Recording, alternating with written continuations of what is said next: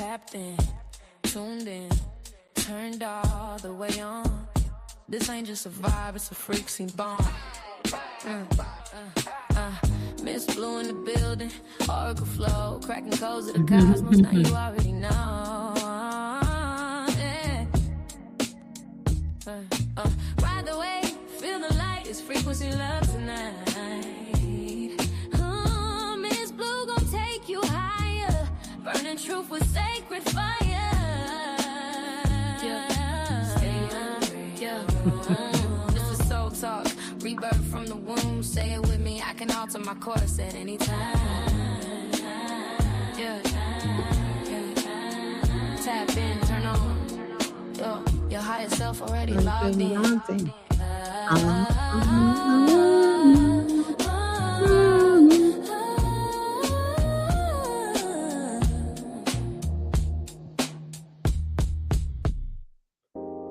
Yeah, if you really want it, you gotta be it.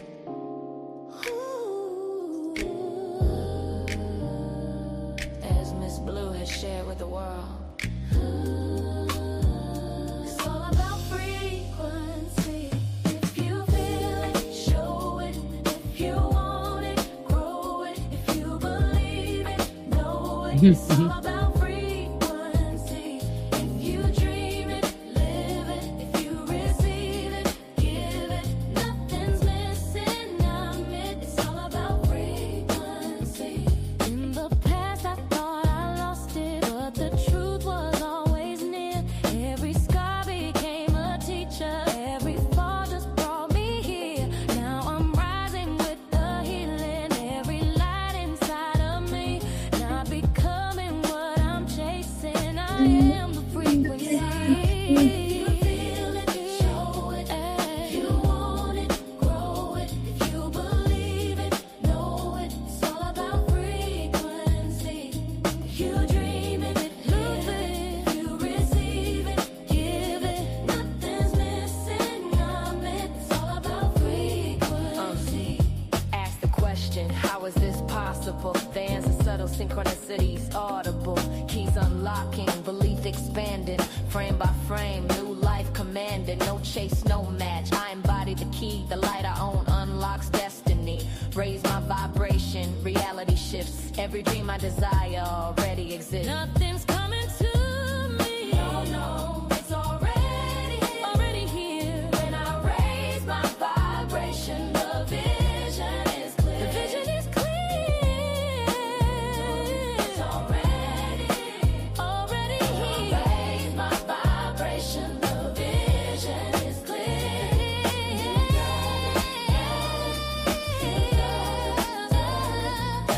Believe it, know it. It's all about frequency.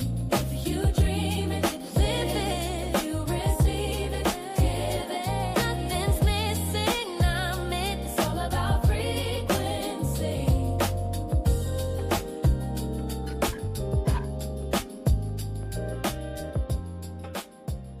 It's all about frequency. Oh, yes. And it's definitely all about frequency. Peace and greetings to everyone. Welcome on in. How are you all doing? How are you all feeling? Wow. Welcome on in. It is January the 9th, 2026, and we are live. You are live here. First of all, I want to start out by just welcoming you all in. I am Miss Blue, the Soulful Oracle. And yeah, it's so good to be here. I don't know about you all, but it seemed like this was a long week for me, like a long, beautiful week. Went by quick, but a long, beautiful week. Well, we're not going to spend too much time talking about that. I want to give a big shout out to everyone who's in chat, all of the visionaries, the soul family members that are checking in from all over the world. And by the way, let us know where you're tuning in from, what continent, what state, what city, what province, where are you checking in from? Yeah, send that into the room. And of course, you guys know tonight is going to be a little different, a little different. And I'm really, really excited about the guest that's coming on tonight. I have a lot of honor and respect for this brother, his work, you know, uh, who he is and the things that he is supporting and doing in this world that is truly, truly, truly life changing. And so we will be bringing on the God born knowledge. Ali will be coming on and sharing with us tonight. And so we're going to be having an oracle conversation. And so you'll see that it's going to be a little different perhaps than how we normally have our format here. But nonetheless, it's going to be all about frequency. So, welcome on in. I see you all. Lola Falana is in the building. Want to give a big shout out to all the moderators in the building as well. Lola Falana is here, and also shouts out to Dante, Brother Dante, as well as Brother Lance. Right now, Lola Falana is holding it down. I see you guys are checking in everywhere from Richmond, California, Richmond, Texas. Maryland is in the house. Texas is showing up. Fort Worth, Texas in the building. DFW in the house. Chicago in the building. Welcome on in. Chicago in the building. We have Huntsville, Alabama in the building. Vallejo, California is here. Welcome on in.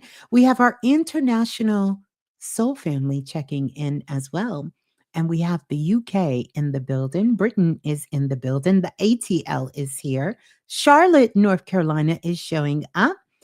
Birmingham, Alabama, Sweet Home, Alabama is in the building. Welcome on in. We have San Antonio in the building.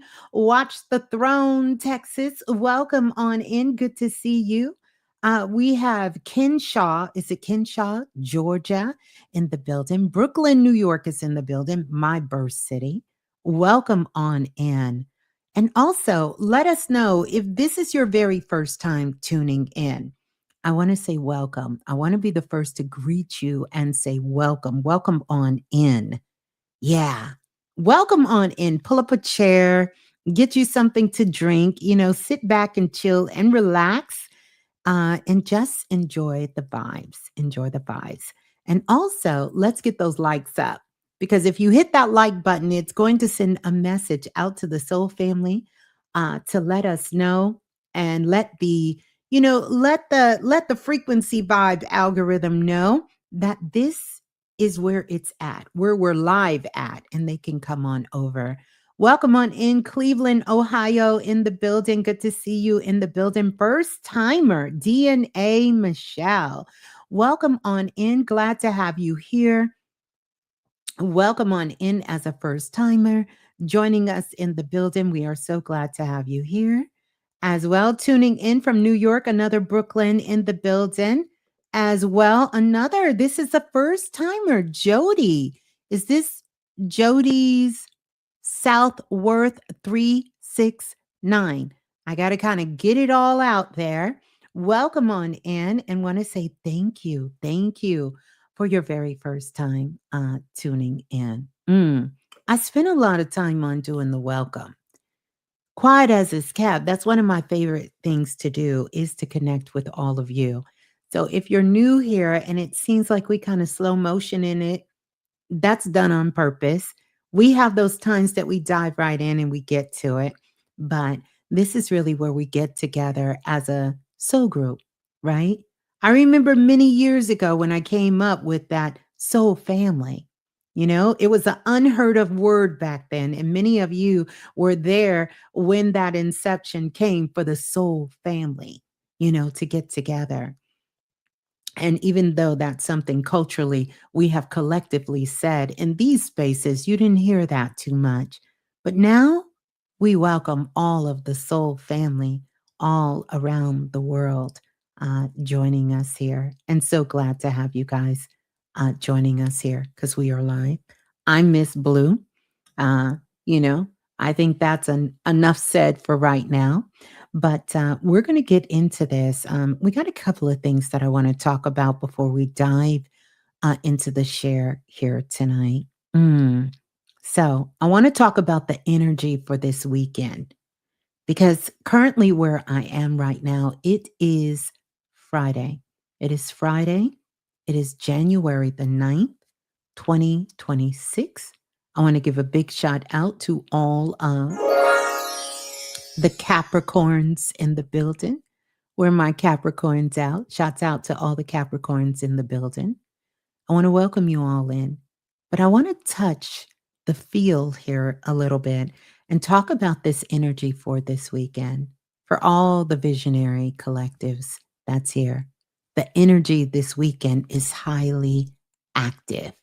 And if you've been feeling that already, this highly active energy, I want you to type active in the chat. If you've already been feeling like this energy is highly active, that's going on right now. It's not chaotic, it's not random, but it is active, right? There's a shaping that's happening right now. And that shaping that's happening, it's happening in awareness, it's happening within choices, it's happening within your timing. And I know many of you are feeling this. A lot of you, you know, you're going to be signing your name. I was just speaking about this. A lot of you are getting opportunities to put your name on something, sign your name, whether it's a lease. Maybe some of you are purchasing new cars, or maybe some of you are walking down the aisle, or you're committing yourself to something, or it could even be a contract or something they want you to sign at work. Like that's this energy. Lots of decisions to be made. Should we stay? Should we go? Should we move? What do we want to do? Remember, this weekend, everything is about awareness, and not just any awareness, but awareness in your choices and awareness in your timing. Because right now, people are feeling the urge to move something. They want to move something. Let me know if you've been feeling that urge to move something. It could be something in your house that you want to move. Maybe you want to clean up, you want to move something, you want to change something around in your physical space. But there is something about moving something, maybe moving homes, moving out or in a relationship, moving in and out of state. You want to move something. And so, this feeling within the collective of to move something. And here's something else. And I know I need you all to just drop this bomb if you're feeling this. Hmm. The collective is feeling the urge to decide, to finally stop circling the same questions in your mind. Now, that's a big one. That you finally realize, you know what? I'm going to get an answer to this question that I have allowed to circle me around in my life over and over again. You're going to decide. You're going to make a decision to decide. No, we're going to stop circling the same question. So, in short, this is a weekend where clarity itself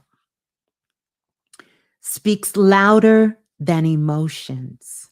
And I want you to think about that. Your clarity is speaking louder than your emotion.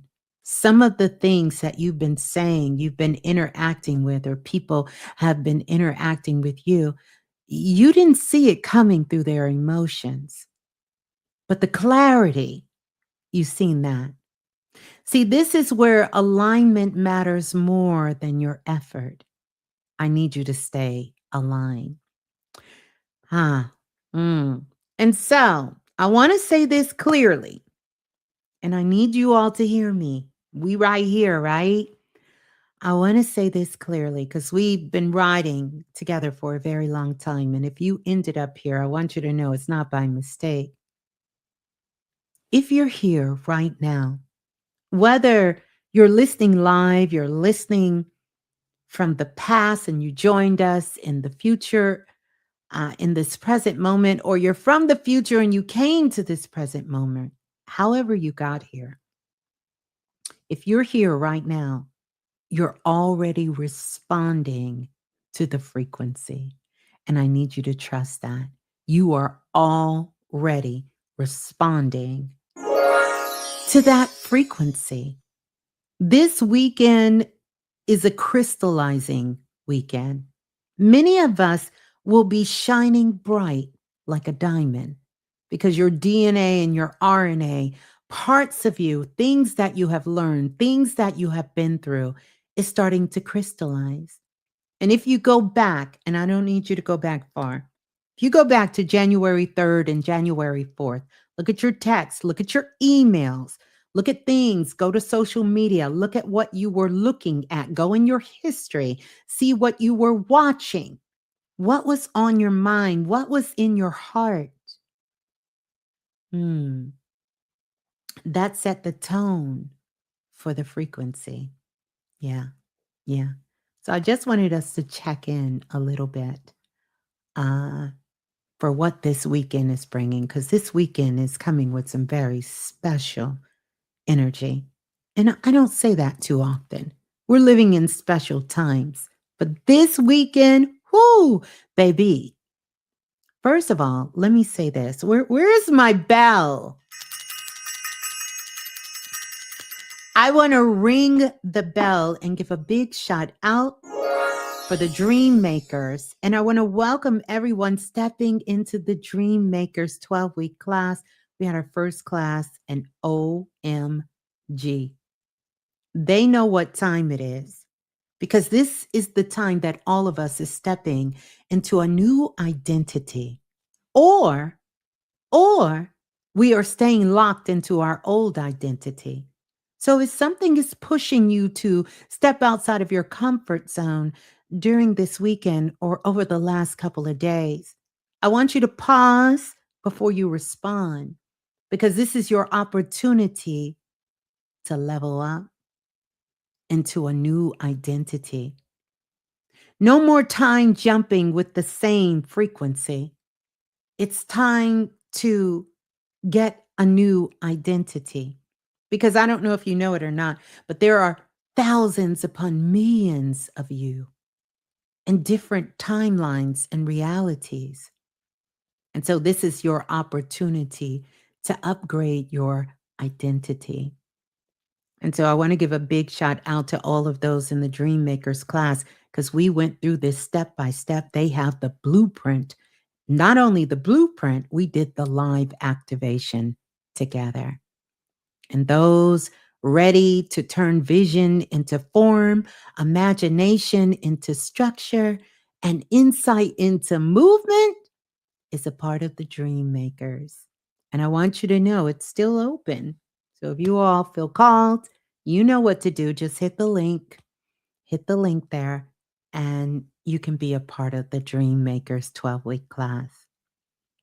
Now, later this month, we will open the field again. And this time, it's going to be for the Futuristic Activation Group for 2026. And for those who know, they're meant to lead from awareness and not reaction.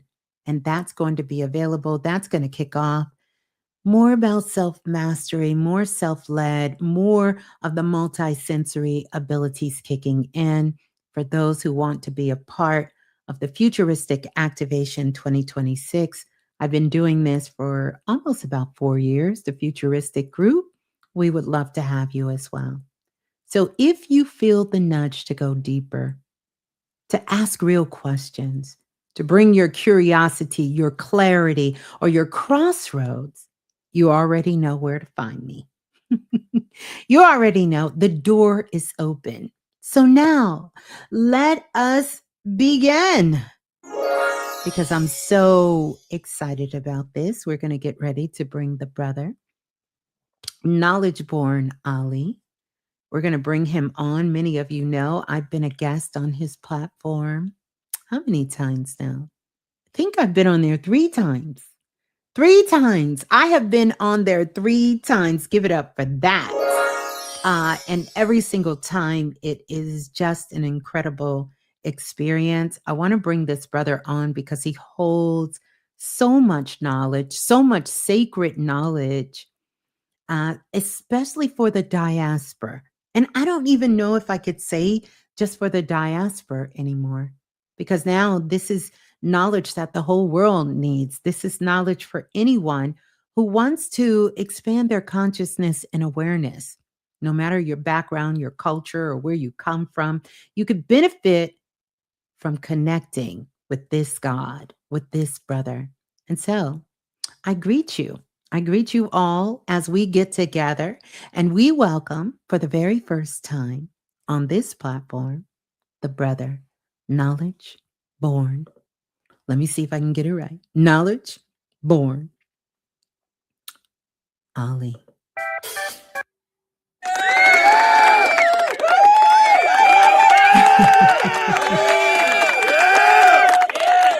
Yeah. Welcome on in. Greetings to you. Can you hear me? Uh-oh. We're going to give them a minute. We can't hear you. Mic check 1 2 1 2. Let's try it There, again. there we go. There we go. We can hear you loud and clear. Peace to the God. How are you feeling? Peace to you. The Thank you. frequency of the soulful oracle, the one who inhabits our minds and hearts, forcing us to get in the right direction. Okay, whether we want to or not. She, Miss Blue, is like the epitome of change. Okay, because change is going to Mm, happen regardless, right? Change is going to happen to us all regardless. So either we flow with it like we're supposed to optimally, or we get drugged. We get skull drugged into the yeah. change that we want to see and want to be. So I'm thankful to be here with you willingly and not having to get drugged over here in spirit and in truth. All right.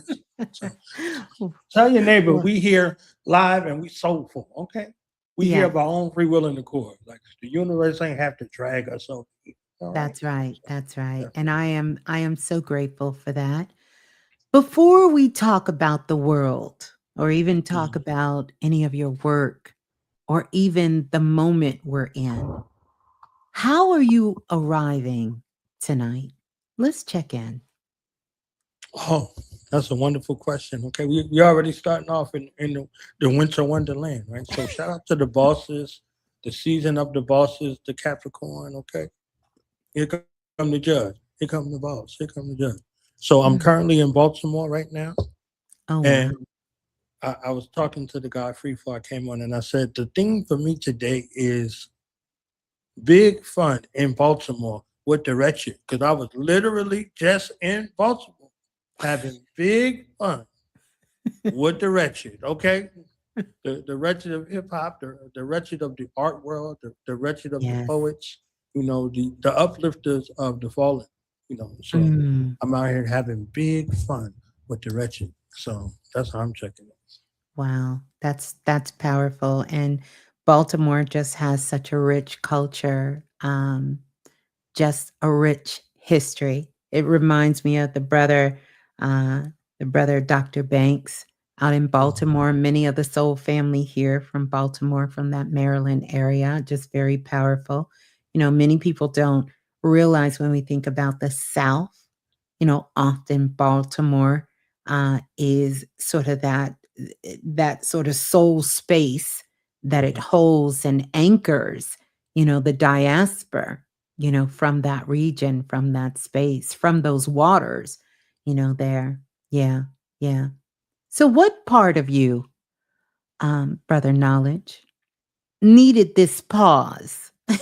Even if you didn't know, even if you didn't know it, what part of you do you feel needed this pause tonight? And I say that because I just kind of woke up from being in a deep vision in the Akashic records and reached out to you?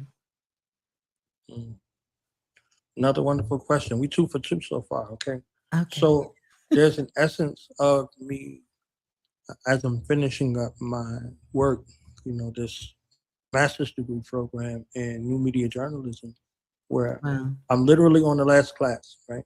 Literally on the last class. And, the work that was done to get to here in this final thesis, that I'm Mhm. writing about my final project, which was on hip hop, mental health in the Black community, right? And how it's being utilized as a therapy tool amongst Black people, amongst Black children, different things like that. So I'm at the finish line, right? You can see the light at the end of the tunnel, but you still have to, traverse and walk towards the light. So Yes. this pause comes at a very critical time to where it gives me an opportunity to reset in motion, not Mm. having to come to a pause or like a full stop, but a pause in that realm of thinking to get into this realm of thinking to feed that realm of thinking and give it some rest so I can, go back and, finish strong, with the Rocky theme music, that last little lap Yeah. when he running up the stairs and he doing all of that. You understand what I'm saying? Like, so that last place and then in preparation for what's next, the ability Mm. to tell our stories in the most authentic manner and give the credence and the ode to a life that is to be lived. Life is to Mm. be lived. Life is to be Absolutely. experienced. Life is to be felt. And life is to be learned from. So Mm. you take those lived experiences and all of those things together and you have a magnificent story to tell. So Yeah. now you have to have one who has enough care and enough love about your story to be able to illustrate it or display it to the world with honor.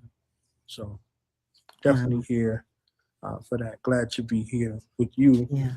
and sharing a Likewise. little bit of my story because I don't be talking to people like that. You know what I I'm saying? Like, know. I I don't be feel talking. so honored, truly, truly honored here. And that's gonna really, bring me into this next piece, which is something that I've been teaching on and studying for a long time, and I'm sure yourself as well.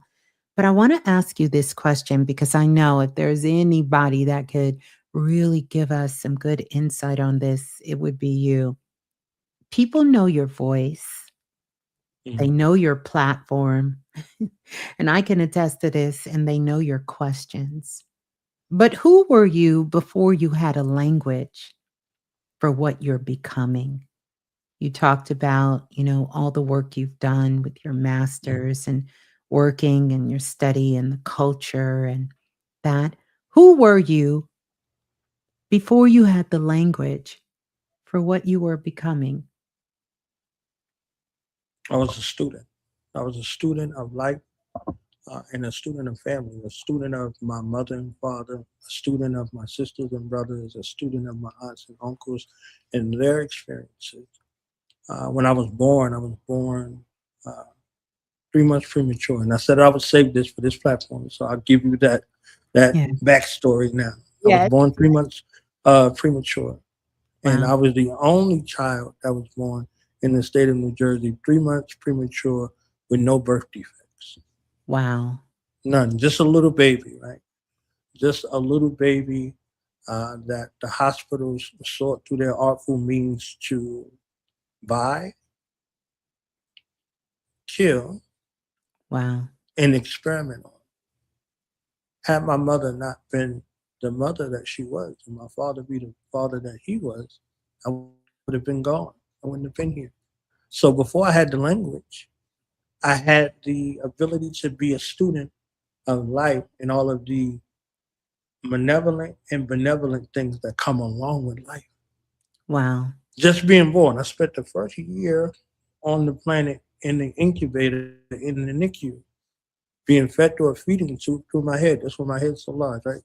Um, and in that place, it was a place where there was a path of self discovery in regards to it.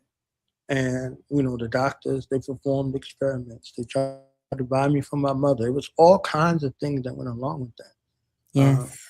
So before the ability to be able to articulate, all you could do was listen, observe, watch, and know people based off of their auric fields and their soul pattern. Yes. So because you couldn't speak to it, Yeah. doesn't mean that you don't recognize it. You recognize these patterns and things of that sort in that regard to be able to know who I could trust and who I had to distance myself from. Mm. So before a word was ever uttered, all of these things were there. And, you know, for all intents and purposes, at that my mother's and father's point in that time, they were into Islam. You know, my mother had Yes. found Islam at 15 years old. She went to the Universal Hager Spiritual Church all of her life, and that was my family's church. And my brother and them, they were all in there, and her brothers were all in that. All of her family was in there, my aunts and uncles, grandmother, and everybody. And at 15, one of the reverends, Reverend Jordan, may God be pleased with him, gave my mother a reading, and he said, "You're done here. Wow. You learned everything that you were supposed to learn here. Go to Islam. That's the next thing for you, the next stage in your development." So at Wow. 15, she left that Universal Hager Spiritual Church, right? And she went into Islam and began to learn about herself and things with her and her connection to God in that manner, what it meant for her to be in full submission to the will and divine plan of God. Yes. You know what I'm Powerful. saying? That way, not in the way that's publicized now with all of this extra stuff. In its essence, in the purity, in the 70s, in the Mm. 70s, like, in the 60s into the 70s, going in that way. And this is where she met my father. Mm. And my father was one who was in the Islamic tradition, they would call him a hafiz, meaning he knew every word of the Quran. Like, he memorized it all by heart. But not only did he know the Quran, but he knew the Bible, every word. Wow. How many So children, how many siblings do you have? 6, and I'm Mm. exactly in the middle, 3 older and 3 younger. So shout out to the middle children, okay? The I'm knee a middle baby, baby. I'm a middle baby hey, myself. okay. The misunderstood, the looked over, the forgotten, all of that. But shout out to the middle babies because the middle babies, uh, along with the other functions, have the function of keeping the family together. Yeah, the So they balance. have it, right? So the oldest child is the experimental child, and the youngest child oftentimes is the most evolved child Mhm. because Yes. by that time you have a chance to become the greatest version of yourself as a parent in preparation for you to go into grandparenthood, right? So middle child, 3 older, 3 younger, 4 boys, 3 girls, 7, right? So Wow. all of those things right there. So shout out to the middle children, okay? Shout out to the middle children out there, all of them. Uh, Yeah. Wow, that's a amazing journey. I know we're going to get deeper into that and talk a little later. I have some questions, about mhm, your mom. We're going to get to that, but I want to ask you this. It was something you said that just kind of stuck out to me. You talked about from when you were a baby, born 3 months premature. mhm, And brother Knowledge, one of the things that I've been seeing lately is that twins have been on the rise. And mhm, so I started having these visions as early as the middle of last year that there will be a lot of twin babies that are born. The children that are coming into the world now, these are origin babies. These are mhm, children that are born with the technology already built inside of them. They have a higher sense of intelligence. Their multisensory abilities are already going to be online, so a lot of things that we are remembering, these children will come fully loaded with it. Also with the balance perspective that mhm, some of the other generations prior to that had to adjust to the sensitivity. These children will be able to adjust emotionally to the sensitivity in a completely different way. They are truly going to be the light bringers and the star seeds, but I call them Mhm. the origin babies. But a lot Yeah. of premature babies coming into the world, and you talk about that whole experience. One, I got a two-part question. One, Mhm. do you remember any of that? Hold that thought. I'm going to let you expound upon it. And then the other thing that I want to go into, because you kind of wove this in there and it had to do with discernment. And I want to know, Mhm. was there a moment throughout all of this that you have experienced where you realize I can't unsee what I see anymore? So we 3 for 3, right? Three, 3 for 3. We three for So three. the recollection comes in dreams. Mm, The recollection comes in dreams. And for those who have children or thinking to have children, don't correct your children so early. yes. Don't attempt to correct them. Allow them the childlike wonderment that you had or wished you had. Allow them to imagine things. Allow them to dream out loud. Allow them to share things with you that are for you, that you get to witness vicariously to them. As soon as you start saying, no, that's not like this, no, that doesn't work in reality, they're going to distance themselves from you. They're no longer going to come to you with all that they have. So take the time and utilize the time that you have with this young ancestor return and listen to what they're there to teach you. Listen to what they're there to remind you of. So, as a child, I spoke about this, I think, on yesterday or the day before yesterday on Killer Priest's platform. Shout out to Killer Priest. Make sure y'all Yeah. go to the Killer Priest Yeah. podcast. We definitely gonna have Miss Blue over there sharing her story. Yes, And shouts definitely. out to Killer Priest as well too. Yes, yes. So I asked the artist that was on New Rule for Fuji, honest to her, I'm hosting her event tomorrow evening. Mhm. So if you're in the Baltimore DMV area, okay, I think that's how they say it, area, uh, make sure y'all come through and check it out. You understand what I'm saying? I was asking her, who does she pictures when she writes? I think we went over this also, Miss Blue, about Yeah. writing. Your Yeah. whatever your talent, your gift, your skill is. In the entrepreneurial world, they say, who's your target audience, right? Who do you want to deal with your product or service? Describe them in as much detail as possible. Yes. So this young man that I think about when I write, he's 7 or 8 years old, a little black boy, right? A little black boy who has the gift of a psychic, who has Mm, the gift and talent to be able to speak words to people that will help them determine their destiny. But every time he goes to speak to them, they tell him, hey, that doesn't work in reality. So, as sure as he is about their destiny, he can see it very clearly, right? right. He can see it very clearly. He can see it more clear than the person who has to walk that path to that destiny. He's 7 or 8 years old. So, because he's 7 or 8 years old, they look at him as if he's insignificant. He can't Mm, possibly know what the future holds for them and their destiny. He's 7 or 8, right? So in that space, he begins to doubt himself. He begins to ask the question, what am I here for? Not, he doesn't know why he's here. He's upset and his countenance is falling because he's here for the people and the people receive him not. So now he's saying, what am I here for? So, how many people are walking around who had these gifts and these talents and these things when they were young? And someone told them it doesn't work like that. And they begin to do what they think is correction, and it is taking away from them. It's taking away from them on this particular path.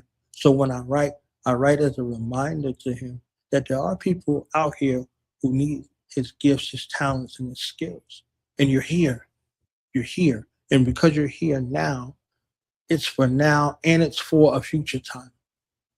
Imagine being Jesus and saying the things that you said to the people that was right there with you, and they didn't get it. And it took 2,000 years for somebody to come along with your writings and get it then. Like, oh man, I can use that now. So it's new for you now, 2,000 years later. Wow. So Yes. when you create something, you don't necessarily just create it for the now. So back to the questions about, those things and the life, the early life, they come to me in dreams. I'm taken back to them in places, right? Because time only exists to those who working. If you ain't working, you don't care Yes. what time it is. You understand what I'm saying? But this time exists. So I could be back in my neighborhood where I grew up as Yeah. a kid. And everybody that I lost, they still alive, walking around, talking mess and all of that. You understand what I'm saying? So they still exist. And they exist in those timelines. So while you're healing and working through these things in this timeline, it's changing all of the things in the multiverse cosmic timeline that exists, right? So uh, that becomes, that part, yes. And then uh, the thing with the discernment, if you surrender to that space and see it as a blessing, it'll be a blessing to you and for you. If you have a tug of war with it back and forth, it's still going to be a blessing, but it's going to be a harder way to go in regards to being in tune with you. You're not denying anybody other than self. You're Absolutely. denying yourself and self. So yeah, definitely learned a lot of lessons and blessings the hard way, head first. You understand what I'm But you saying? say head In that first, regard, head lesson, first. Yes. head first. Yeah. Wow. Yeah. That is, that's profound. I love the way you articulated that and really speaking to one of the things that I know in doing my work that everyone is psychic, like you were Mhm. alluding. We're all born. It's your birthright to be able to tap into those things. And I think it's, really powerful how you go back to that 7-year-old version of you, Mhm. um, and sort of time travel, take a quantum leap and go back into that moment and still build upon that as you continue to move yourself forward and still have a remembrance of that. I think it's something, of course, my story. I've kind of never been able to get away from it. And it's Mhm. become my path and my work that I do. But I think for many, they're waking up to realizing that it is more to them just their than just their minds. And I think it's a When beautiful you time said that we're that, living. yeah, when you said that, Miss Blue, I remember the Mhm. other part of the question. Yeah, I Yeah. tried to be normal. I wanted to add that. I forgot. I tried to be normal. I tried to fit in. I tried to go away. The prodigal Yes. child. It's like nah. I don't want to have to. You understand what I'm saying? Like you around the people. Like yeah, we sick. Yeah. So I'm like, oh yeah. So we're sick. Yeah, I'm sick with everybody else. Right. But you don't get any peace. No, you don't. You don't get any peace unless you're doing what you agreed to do before you came here, right? Yes. And that space, excuse me, no matter how difficult it may appear, there's solace in it. There's Yes. solace in it. There's solace in you walking the path that you carved out. Mm. Walking that path that you carved out. So yeah, I tried to be normal. I tried to go fit in. I tried to do what everybody else was doing, and the haunting feeling, the sinking feeling in the gut, the no peace, the waking up 2 or 3 o'clock in the morning, like, all right, Yes. okay, all right, all right, all right, all right. I'm gonna go back to work. It was like Superman. Like he wanted to be with Lois. Remember the old Superman? He Yes, wanted to be with yes, Lois, and he went to the chamber and became a normal guy, right? yes. So he's in the bar, and that guy lays him out, and he drags him all across that little diner in there. He's Mhm. he never felt pain before. He had Yes. never felt pain. So the pain that he felt, and his face Mhm. all bloody and leaking, is like, and the shame that he felt because he wasn't That's the right. hero, right? That's So he right. was so used to saving the day. In that space, the day was saved. He saved the day, but he realized what it cost, what he had given up to, Yeah. you know, be with Lois, right? So when you give these things up, when you give up the ghost, quote unquote, there are consequences and repercussions that come along with it, So Yeah. uh, Yeah. he, It he he learned a definitely small lesson. That's right. It definitely requires a sacrifice and a discipline and a solid foundation, which kind of leads me to my next question. Your mother clearly has been that grounding force in your life, especially when it comes to consciousness, holistic ways of living. What is something, if you can think of this, what is something your mother taught you that you didn't fully land until much later in life? Uh, everything, everything, everything. Let me tell you something. Every single solitary thing, right? She Everything. used to She's tell an me, amazing woman. yes, to Yeah. do the first things first, right? And I did the first things last. You understand what I'm saying? She's Mm, like, do the first things first so you can move on to the next thing. And in my Gemini spirit, I started 6,000 things and ain't finished none of them. You understand what I'm saying? So it only when it came down to the wire, what I was able to go back and actually do these things, right?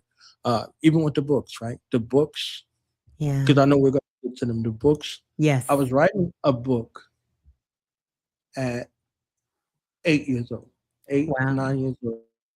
I was writing a book, and the book was a collection of essays on my thoughts on Mm. different topics in the black At eight community. years old. At 8 years old, this is where my mind was because when I I was I 7, wanna I wanna interject go because ahead. I wanna talk about this story. I wanna go back to it because Mhm, that the questions I'm coming up with, someone asked in chat, Miss Blue, have you asked yourself these questions? Of course, I've answered them over the years mhm, myself too. That's why I know I can ask the brother knowledge this.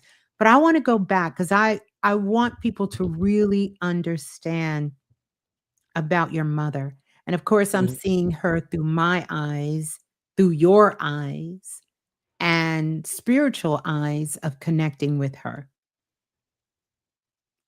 You were born premature, but here's mhm, something I want you all to know. The brother knowledge is a humble brother. And I say that in a humble, respectful way because he's a very strong brother. He's not a weak brother, but very strong brother. He was born premature in the hospital. I don't know if y'all fully understand that the hospital wanted to buy him. Let that sink in. They wanted to buy him so that they could experiment on him because they felt like he wasn't going to live anyway. mhm, Can you imagine a mother just giving birth to a child and someone tells you, listen, we can't save him. And if we save him, he's not going to be any good for anything. So why mhm, don't you sell him to us? And we can explore on him and maybe save another child, but not him. mhm, His mother fought them tooth and nail. She finally got to the point where she was coming to the hospital every single day. Correct me if I'm wrong, because I'm channeling here a little bit, plus what I seen in the video, plus what you told me. mhm, She's coming up to the hospital every single day, but remind you, she just gave birth. She got other children, but she Mhm. just gave birth. She didn't even want to leave him in the hospital, but every single day she was there. Mhm. And every single day she was prophesizing over him to the Mhm. point where she went and got a football because she Mhm. had a vision. My son is going to be strong. My son is going to be big. My son is going to Mhm. be great, like a football player. Because back then, that was for our society where you could see brothers out in front showing their power. And she brought a football and put it in the Mhm. incubator.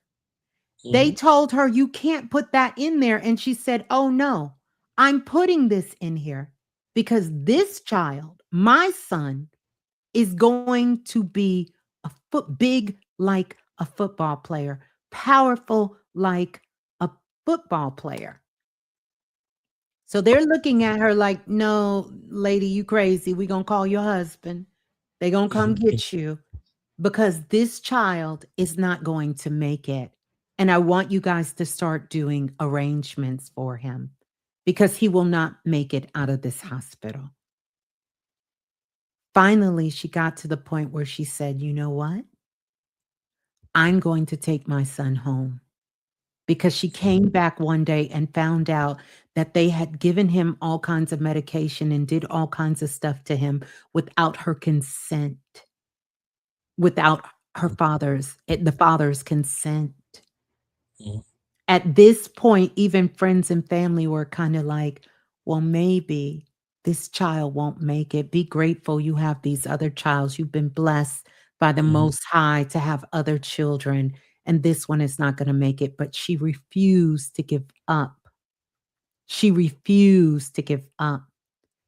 And she told them, "Since he's not going to make it anyway, I'm going to take my baby and I'm going to take him home." Mhm. And this is where the magic started because she brought him home and she brought him back to life. I don't think y'all, I don't know if that hit y'all like it hit me when I heard that. They told him he would be mentally impaired. He would Mhm. never function as a normal person. He would not grow any more than where he is. He will not grow. She said, "Oh no, my son going to be tall. My son's going to be big. My son's going to be powerful. My son's going to be smart. My son's going to be big like a football player." And he is. And he is. And I know what you're thinking because you're thinking like me. This ain't no normal mother. This ain't no everyday sister. And she wasn't. She wasn't. She wasn't no normal sister. She wasn't no everyday sister. And not to mention her own battles with her children.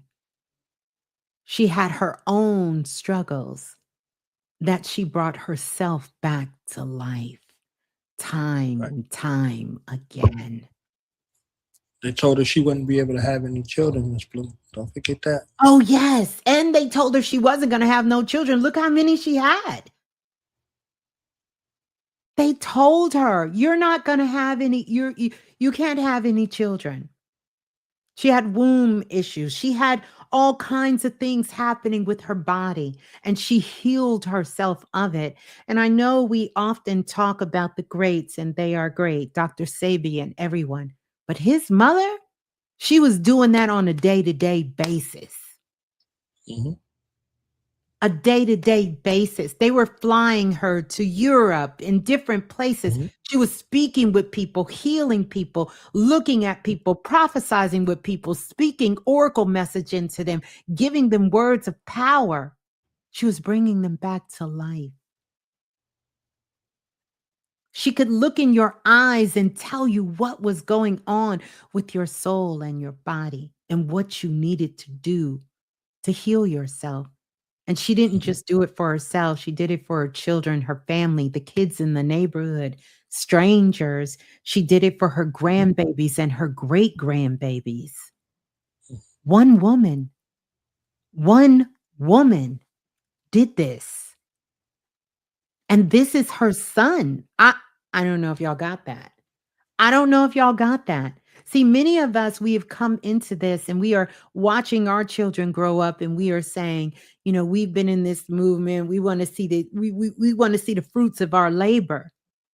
We are looking at a living legend here. We are looking at a living legend. Legacy, legacy, legacy is here. The brother, knowledge born Ali. I just had to get in there because I wanted to tell that story. It's even more deeper than that, and I know that you will get into that. And to fast forward, I want to share something with you because after we had that conversation on the phone and we were talking about your mother and you sent me the video, Mhm. shortly after that, I was preparing for the 2026 part one of the prediction show. And one of the things that I've been speaking about for years was about vaccinations. And I thought I was asleep. And I had this vision of this man saying, "The state of New Jersey, we are working to eliminate vaccines for children." And I seen a flash of your mother come up. And I thought, "Hmm, that's crazy. That's crazy. Is this real? Is this really real?" It was real. It was real. Because later I asked you, did you guys lived in New Jersey, right? Because I didn't remember that. It was New Mhm. Jersey. And then shortly thereafter, I want to say a week later, they announced that the vaccination, I think it's one of the hepatitis for babies, the CDC said no longer mandatory. This is a movement that Knowledge Born Ali's mother was fighting for even back then to help people educate people about what was going on and what was happening with the babies.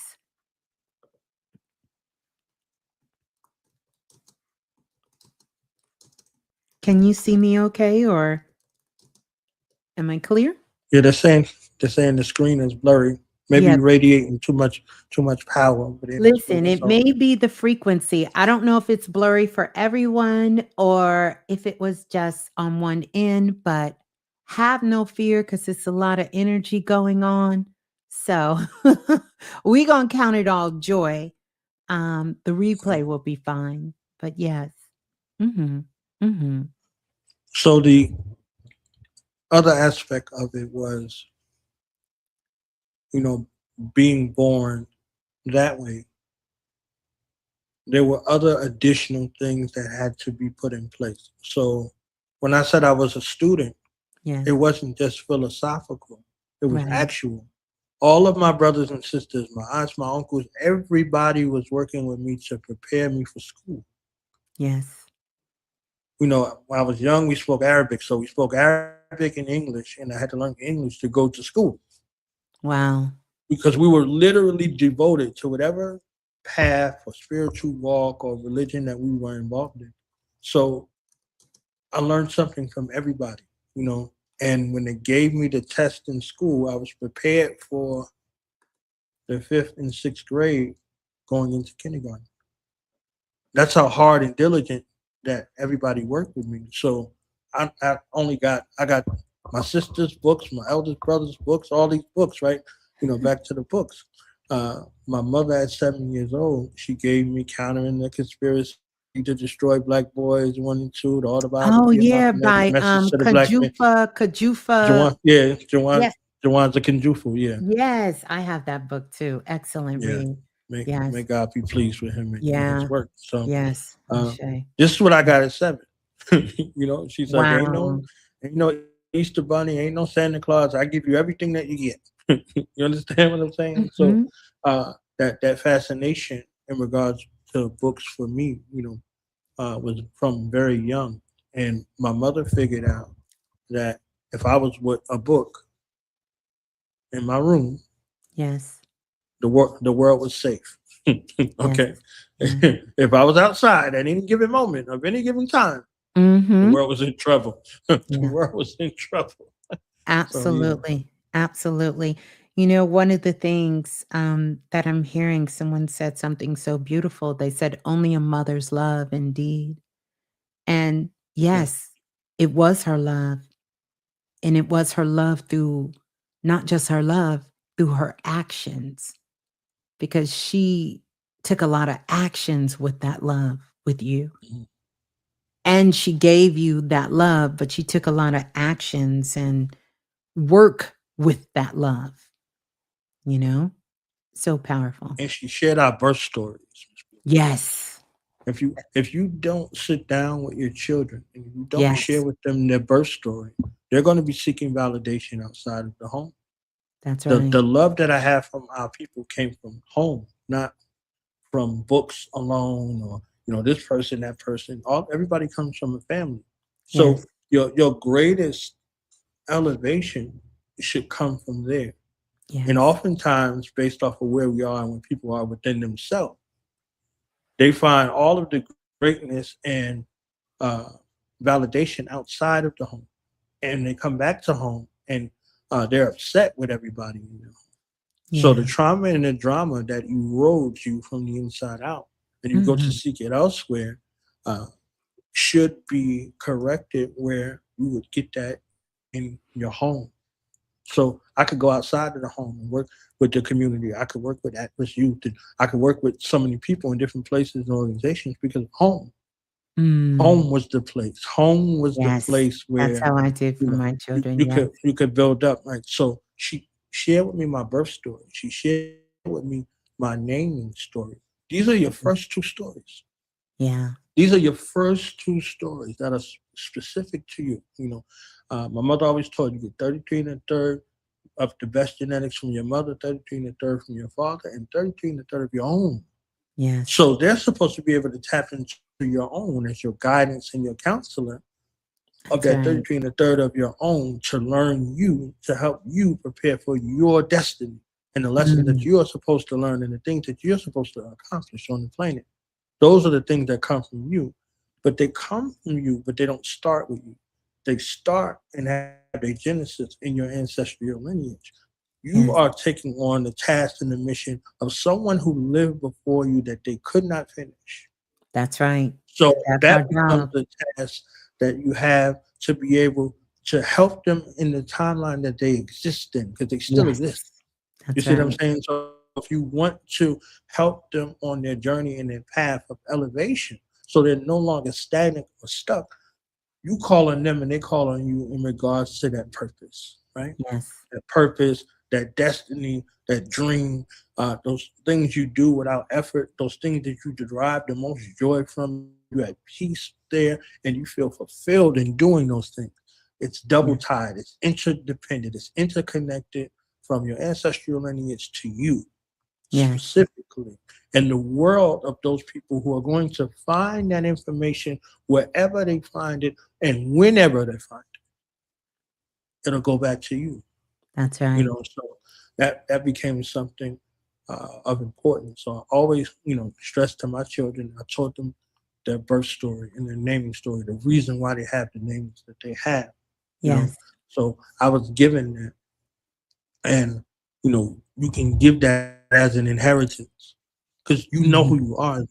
You know who you are, and you know why you receive the name that you receive. You get a bunch of names over the years. The people in the neighborhood got a name. The people you went to school with, everybody. So by a name comes back to the remembrance of where they know you from, possibly. You could see Yes.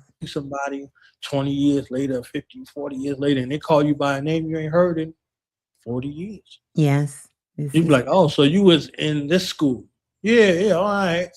You understand? It's like total recall based off of the name. So the Mhm. name becomes a thing. One of my sisters, Goddess Rael, she was doing a show on Rumpelstiltskin. And Mm. when Rumpelstiltskin's name was called, all Yes. of a sudden, He got Right. infuriated. You understand Yes. what I'm saying? Like, how did you know my name? A witch must have told you my name. I was like, this is deep.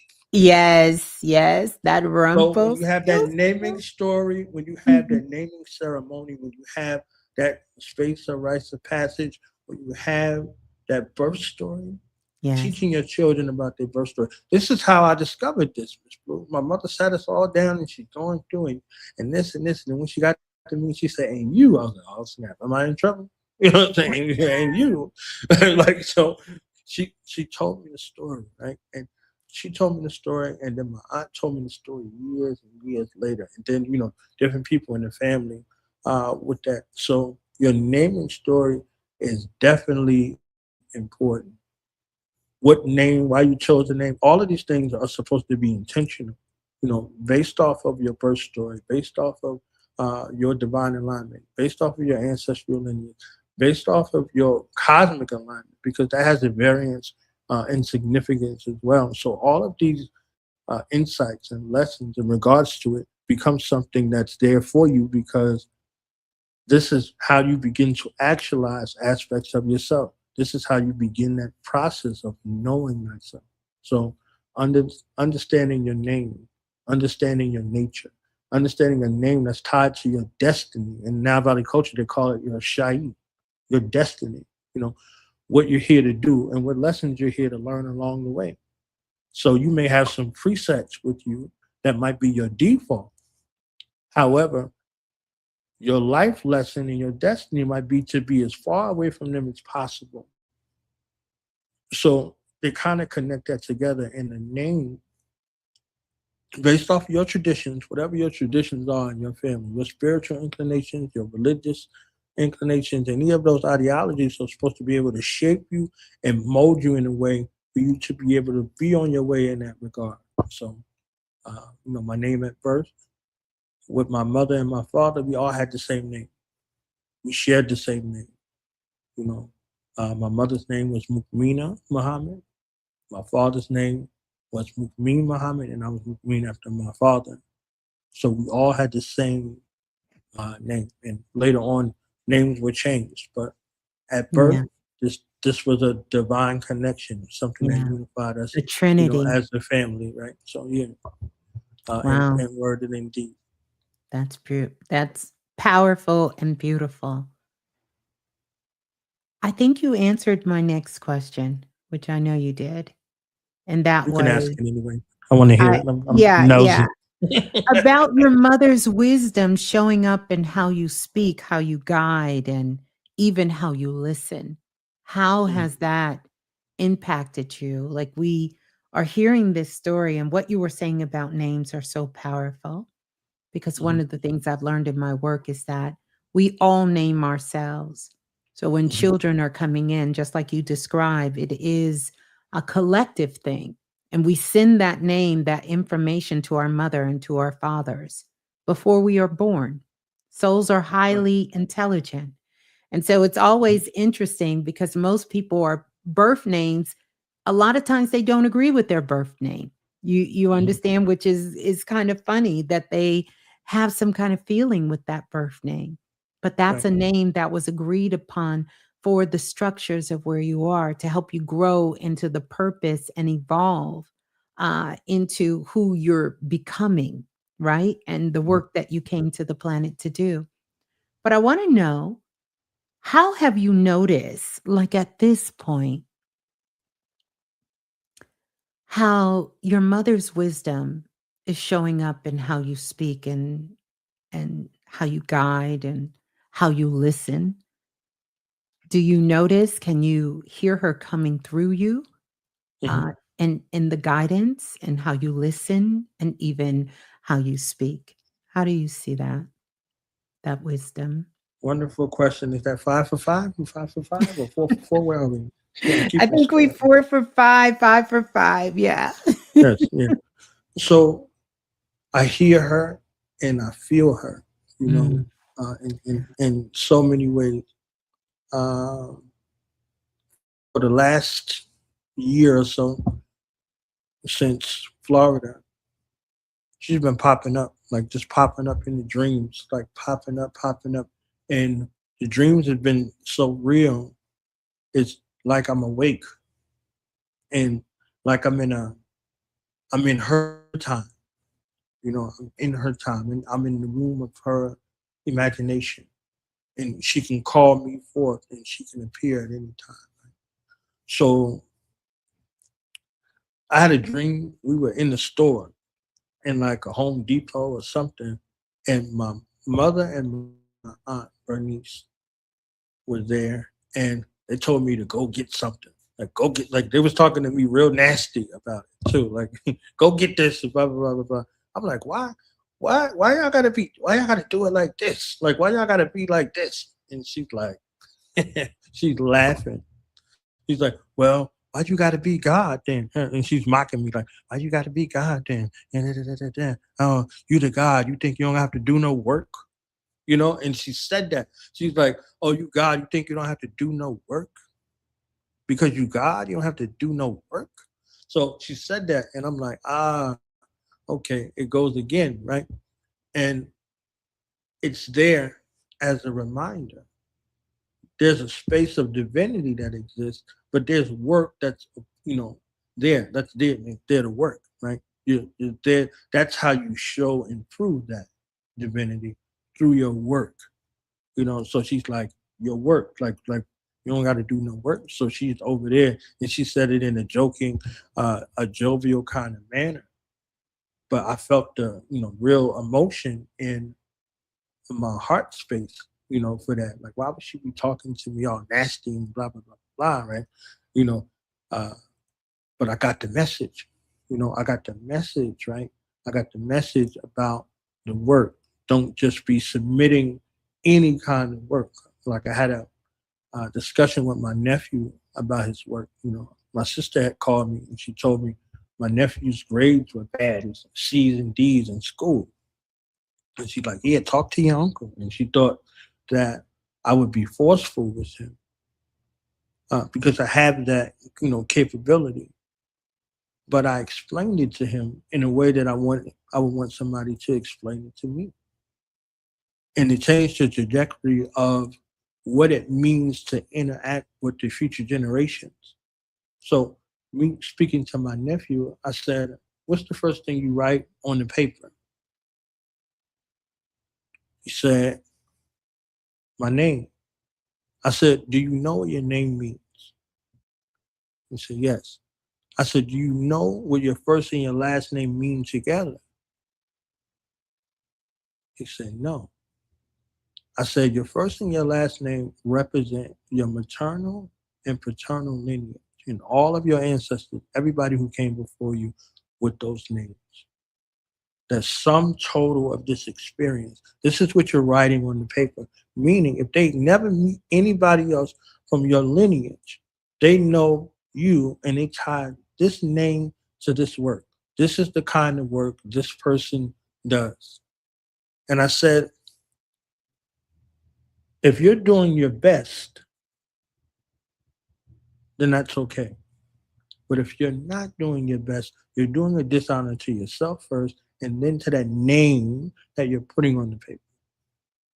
You're doing a disservice to your lineage. I was like, my mother, your grandmother, everybody in this lineage, from your mother and your father's side, your mother, her mother, father, and everybody in that lineage, and your father, his mother, and his father in that lineage. So, do you think that it's possible for you to remember that when you put your name on something, that you're submitting this work through your lineage and who you represent as an ambassador to your bloodline, that you're always going to present your best work? Can we go there? Can we make that a covenant or a bond? And he said, yeah, I could do that, blah, blah, blah. And he went from C's and D's to A's and B's. Love Now, the it. grade letter doesn't matter to me. Hmm. Your effort Is what matters. matters. Yeah. So, are you putting in that work that's Yeah. going to bring honor to your family or dishonor to you? Yeah. And I think the powerful thing with your nephew because he knows that lineage.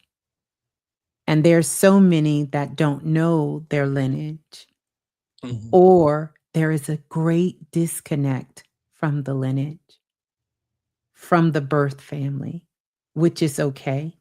Because at that point, even if there isn't a strong connection or a strong honor, it's still the honor of thyself, because that's the ultimate burden, to really be able to have that for yourself. And I think that is the power of being able to name ourselves, or to hear the ancestors whisper a name to us, or a given name through a path of initiation. And I'm Mhm. not particularly talking about a certain spiritual system or a way, but Mhm. an initiation into your own consciousness Right. and your life, because that's how you truly elevate. Many people will call it, we're going to be, what do you call it? I'm going to break the curse on my, my lineage, or I'm going to be the one that came here to raise the vibration within the bloodline.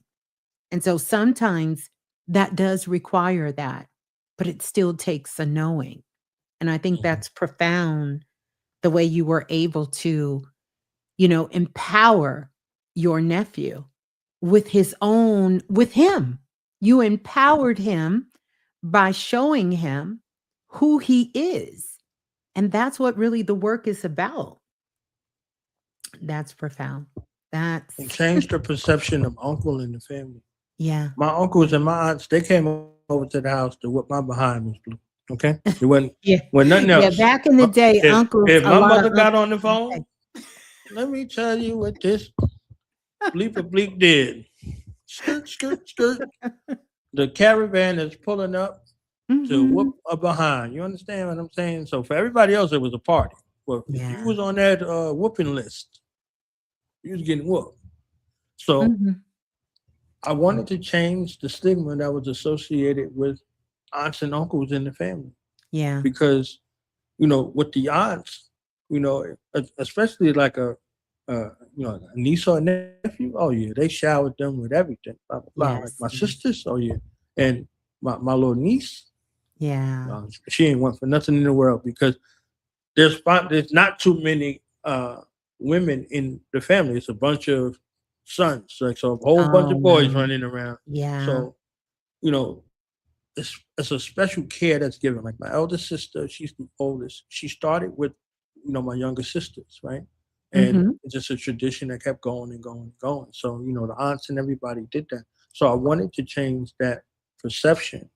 My other nephew, he went into the military. My Hmm. brother told him to call me. I was in the military for 17 years, and Wow. I I gave him every reason not to go into the military. Hmm. Every reason, right? Not encouraging him to go into the military, because I wanted to Right. see where he was and how convicted and committed he was going to be for the environment that he's going into. He's Yes. going into a total control environment. I'm like, Mm. what Right. for? Because he has to be mindful of why, right? It goes back to Oh, why. yes. Like, what's your why? Because that's not an That's easy right. feat. And he went into the Marine Corps of all places. Oof. You understand? I was like, a black dude in the The Marine Corps? Yeah, Marines. okay. All right. All right. So they about to have some fun with him. So I wanted him to be able to see that, right? Not to tell him Hmm. he can't do it, but to But present yeah. all of the reasons for him in that way. So he was like, my brother had told me, uh, he called me one day. He was like, I had to talk to Brian. I had to put him in the headlock, and blah blah blah, and this. I'm like, what? I'm like, why? Like, he's saying this thing like he's proud about it. You know what I'm saying? Yes. I was like, you, you ain't never physically harmed your children. He's Right. got 5 boys, right? He Wow. never put no hands on. I'm like, they wasn't raised like that. So why would you be okay with that in your mind? Is the thing you want to remember to say to me? Like, now we got beat out the frame. I'm like, I had to learn how to not do that thing. Like, I had to Yeah. correct that entire thing. I had to atone for those actions to my Yes. children and Yes. say, hey, I was raised this way. Right. But that's not the total picture. So Mm. I had to beg for their forgiveness and reconcile that situation and say, okay, we want to go a different route for discipline because you can't harm people and tell them that Yeah, you love them. that's You see right. what I'm saying? Like, what message are you really sending? Like, you want them to go be in abusive relationships? Right. You want them to become abusers? Like, Right. because this is the pattern. So, they say, oh, gentle parenting, soft parenting. Like, no, you're regarding a spirit that came through you that has a destiny and a path, and you're supposed to be there equipping them, not Yes. whipping them. Right. There's a space. Like, okay, we off of the plantation. Those things was done in the plantation because you didn't want the plantation owner to get a hold of your children. That's right. So if you discipline them and it looked like, okay, I ain't got to deal with that, then you saved their life. But you Mm, have to go back and repair that. You see what that's I'm saying? right. You have to go back and repair that. So I wanted to change that stigma that was associated with this plantation sort of living that was never explained. You just got beat and within an inch of your life, and you just had to roll with it. You understand what I'm saying? So Yes. I didn't want my nephew or the people in my family to associate uh, corporal punishment with being able to rectify behavior. It doesn't. Yes. So I'm like, all right, it was different. So I had to seek that, repentance. And my children are looking at me like, Daddy, yeah, no, you want a life and a future with your family. You have to, do You some have other to things. adjust, you have to Yeah, grow, you have to grow and evolve, and that really is what our ancestors want us to do is to a lot of times people think that it's about breaking the curses, but it's really not. It's about living the life that at the time mhm, they weren't able to live. They are passing on their gifts and their hopes right, and their right. dreams to us to elevate and evolve from that.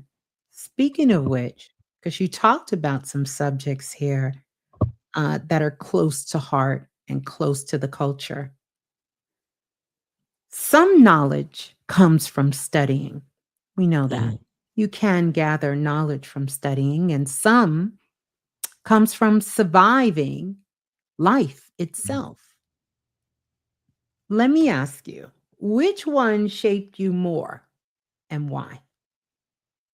Was it knowledge from studying or knowledge that came from surviving life itself? I think they're equal. I think they're equal. Mm, Life is why? to be lived. Life is to be experienced. Yes. When you look at something, Hmm. you can get information from studying, Yes. but there's a process to go from information to knowledge. That's right. And on that pathway of gathering together information, because information starts with a question, unless it's a task that's put in front of you, right? Yeah. So you want to know something, you begin the process of researching and studying to find an answer. You're looking to arrive at an answer, right? So it goes from information, analysis, decoding, reconstructing, knowledge. Right. But let me ask So you this, brother that's a Knowledge. I want to kind of get to this, and I'm going to let you finish. But what did life teach you that no book could? I'm with you, right? I'm with you, and I knew exactly why you asked the question, right? Hmm. Uh, life taught me life, right? Life taught me Explain life. explain that. Break that down for us. Oh, Yeah, life taught you life life. Hmm. life taught me life, and life taught me death too. So Hmm. the twin of life and death, right? They're the same person. Hmm. So it just depends on what you're putting your intention and attention to in that aspect. So if you're looking for death, death will find you. Death, Right. death will find you swiftly. You Oh understand what yeah. I'm saying? Because that's a lesson. And if you're looking for life, so no book can prepare you for life or Right. death, Right. right? So life taught me life. in that aspect, right? So Mhm. you can study and hear about life and hear from people about how they lived and all of those things.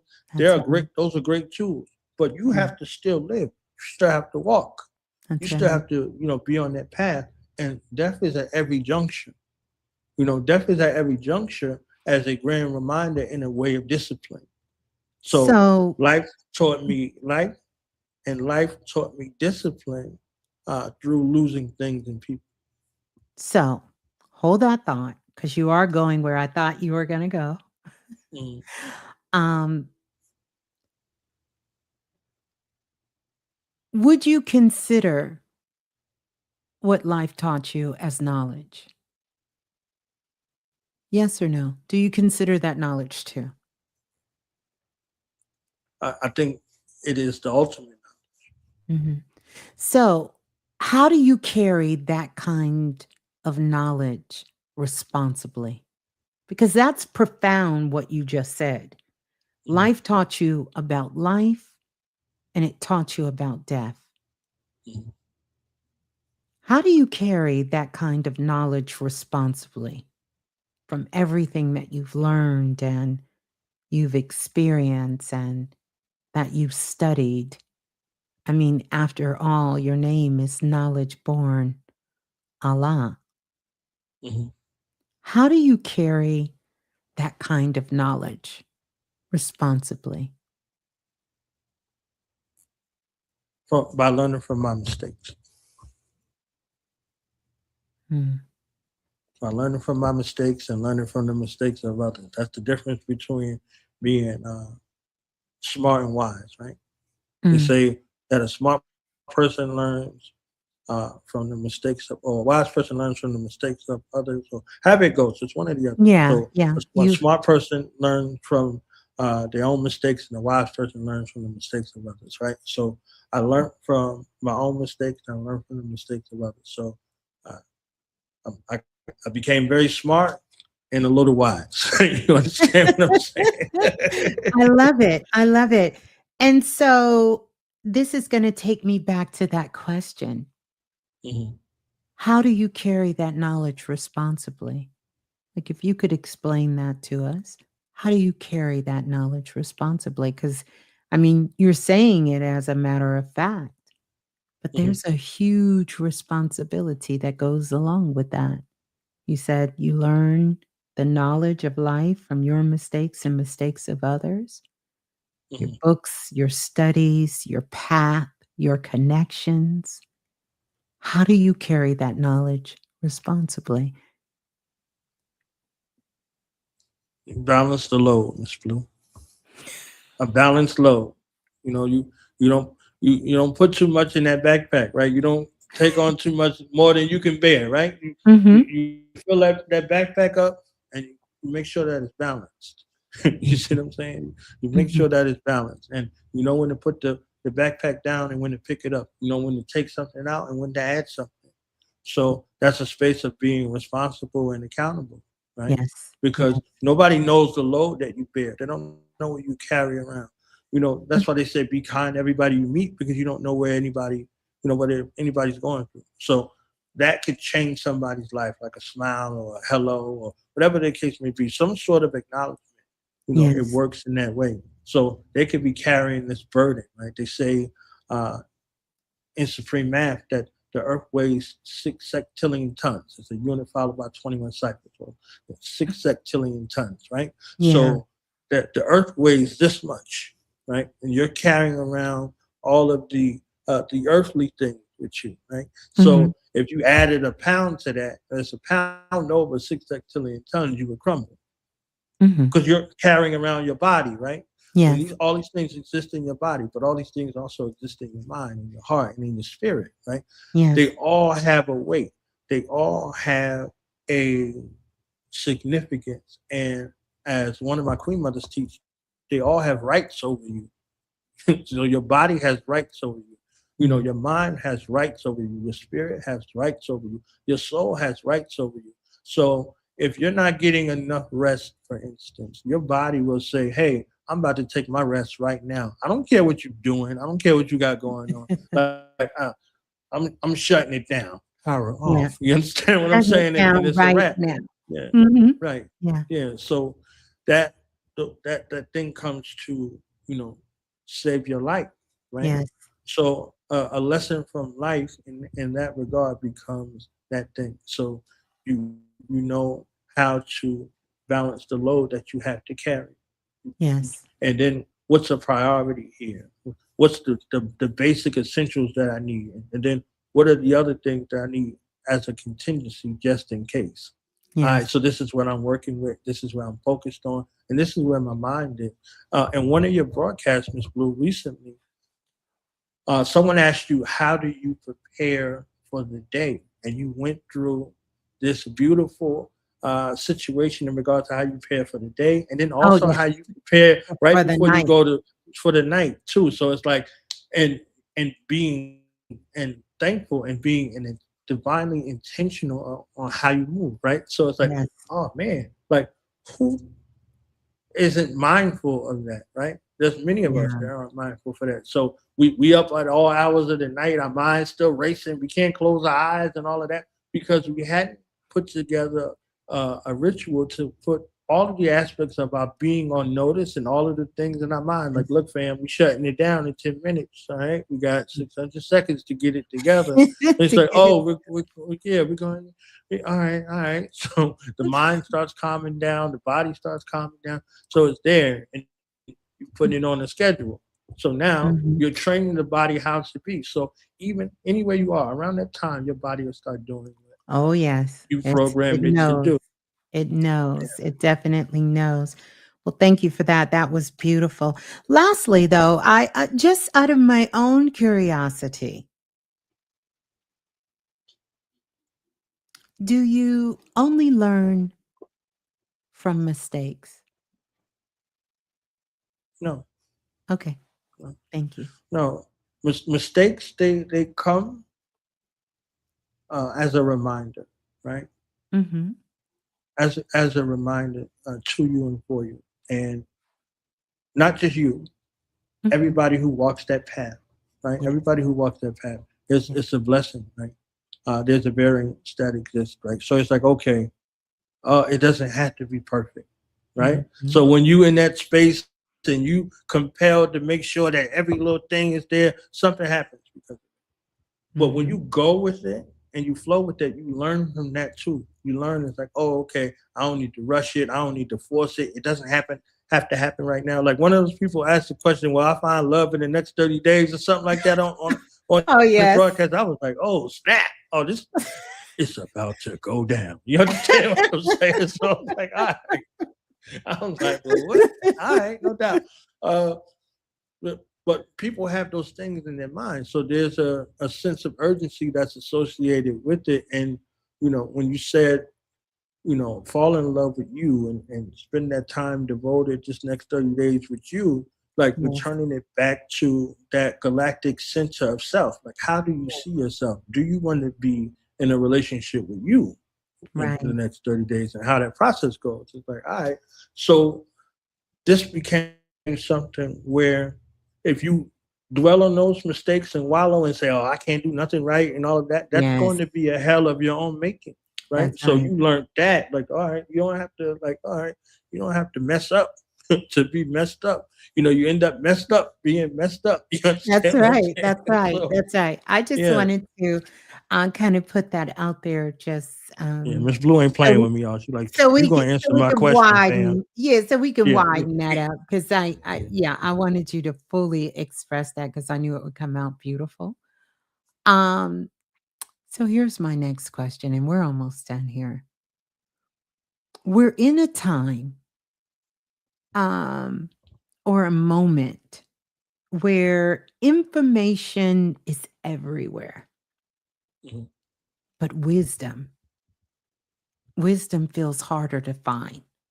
mhm, I want you to explain, this is a topic I explore myself a lot, but I want everyone listening to hear your words about why does discernment matter right now? mhm. Why is that such? a big thing? Why does discernment, or do you feel it's a big thing right now? Why does discernment matter right now? Information is everywhere, Mm. and information can either lead you to an understanding or a misunderstanding. So wisdom is always present. She is out there working and calling after you, and oftentimes we ignore her, right? We ignore her because wisdom it, it comes with work, right? It comes with responsibility. It comes with accountability. So information is just, oh, I looked up something and I'll just say what I saw. It's like, oh yeah, you know, uh, yeah, I almost said Y2K. Look, we're getting old out here. But any of this in time type of situation, it comes from that. So if you're led by information will lead you astray, right? Information leads you astray. But wisdom requires something else of you. She takes you into another place in space. So, you know, discernment becomes very key in regards to that. And in Nile Valley culture, I'll share a quick story. This one, uh, Sutesh is a force of trickery, and he has a child named Anpu. And Anpu, in that tradition, opens the way. So he's the road opener, the one who opens the way. Historically, his father opened it, and he's a mighty force. That force of fight or flight, all of these aspects. But Sutesh has the ability to be able to masquerade and appear like Ampu, his son. He can put his mask on and go to the cities, and they're on guard for that because they know that's a trick that he uses, right? So Sutesh's goal is to keep you safe. Sutesh's goal in that fight or flight response is to keep you safe, you know, and the Heru force is the one to take you into danger because he's the hero, the Heru. So that spirit of discernment is key and critical because it reminds you that there are tricks out here. There are tricksters. There are people who come disguised as other people, right? They're wolves in sheep's clothing, right? Who pretend to be brothers, right? Like shout out to Lauren Hill, right? Wolves in sheep's clothing. So if you don't have that space of discernment, you'll be over there like the Rumpelstiltskin story, uh, until you find out, oh, okay, uh, who told you my name and which told you my name, that kind of situation. So that discerning factor becomes something very critical because you can deduce what this energy is and who this entity is that's there with you, or if you are on a path of destruction or a path of righteousness, right? So they could appear to be the same, right? This information that you out here dealing with, it could appear to be something that's useful for you, and it could just be useless. You just out here rambling and and all of that. So, in a time where information is plentiful, know that misinformation is mixed in with information. Well, we used to call it tricknology. The most honorable Elijah Muhammad, peace and blessings be upon him, wrote a book called The Tricknology of the Enemy. So people resort to trick knowledge in that space. So you have to be wise to, the trickster and learn a lesson from that, So one way or another, you're going to learn it. So either your discernment comes from uh, getting tricked or recognizing the trick before you get caught up in the trick bag. So yeah, Yeah. discernment becomes very critical in the time of bountiful information. Yes, yes, because it is. And I love the way you broke that down and gave the story, gave the analogy about Ampu and the trickster. especially Mhm. because so much knowledge is out here.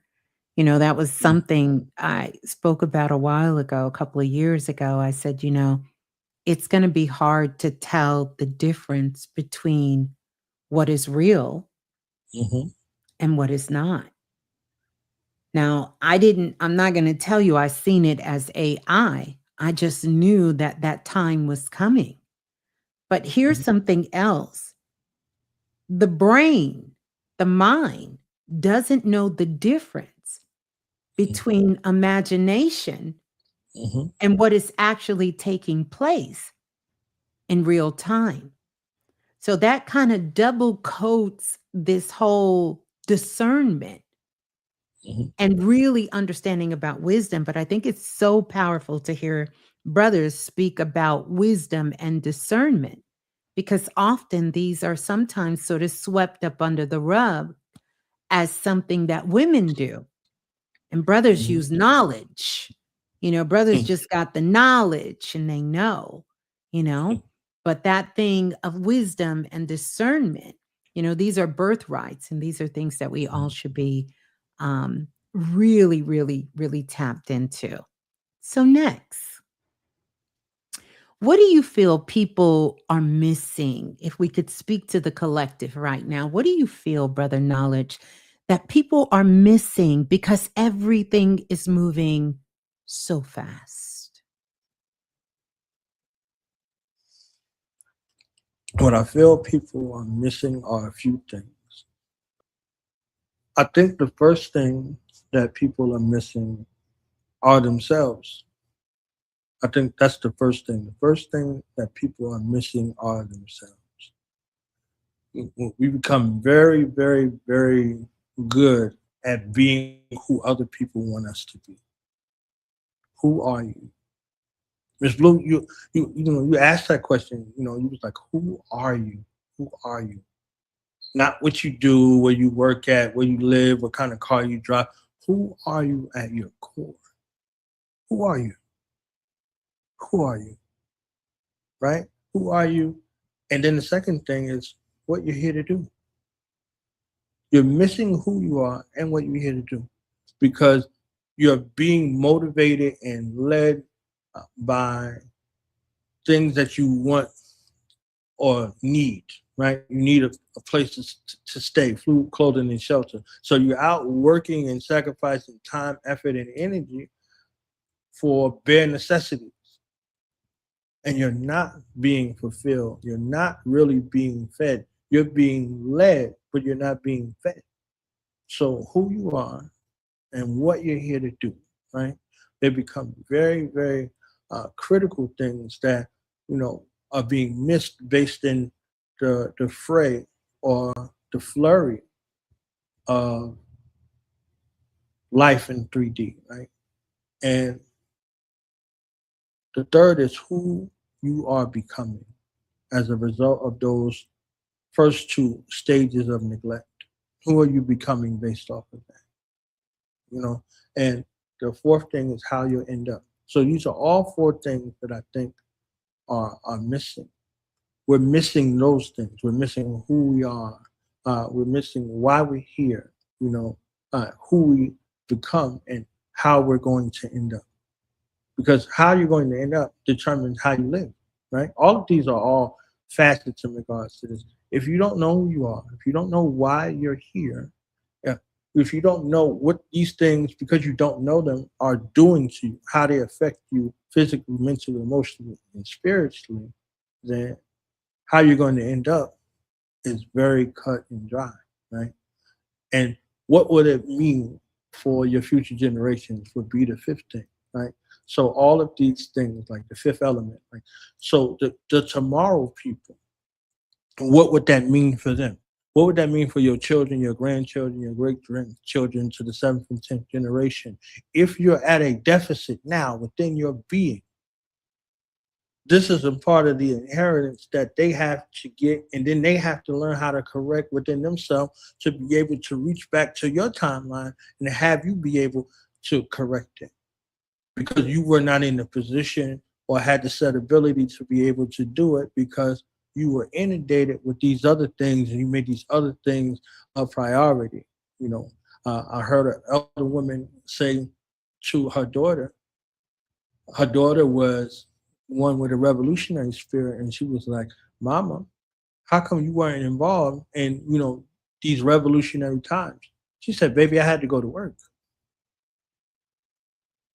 So she was involved in the revolutionary time, but her contribution to the revolutionary work was providing food, clothing, and shelter and sustainable life, right? So her daughter didn't look at it like that until she looked at it, and now she has a daughter. So now she has to realize that between these two worlds, that not only does she have to provide food, clothing, and shelter, but she also has to put something in her mind, the mind of her child, that's of something of substance, useful.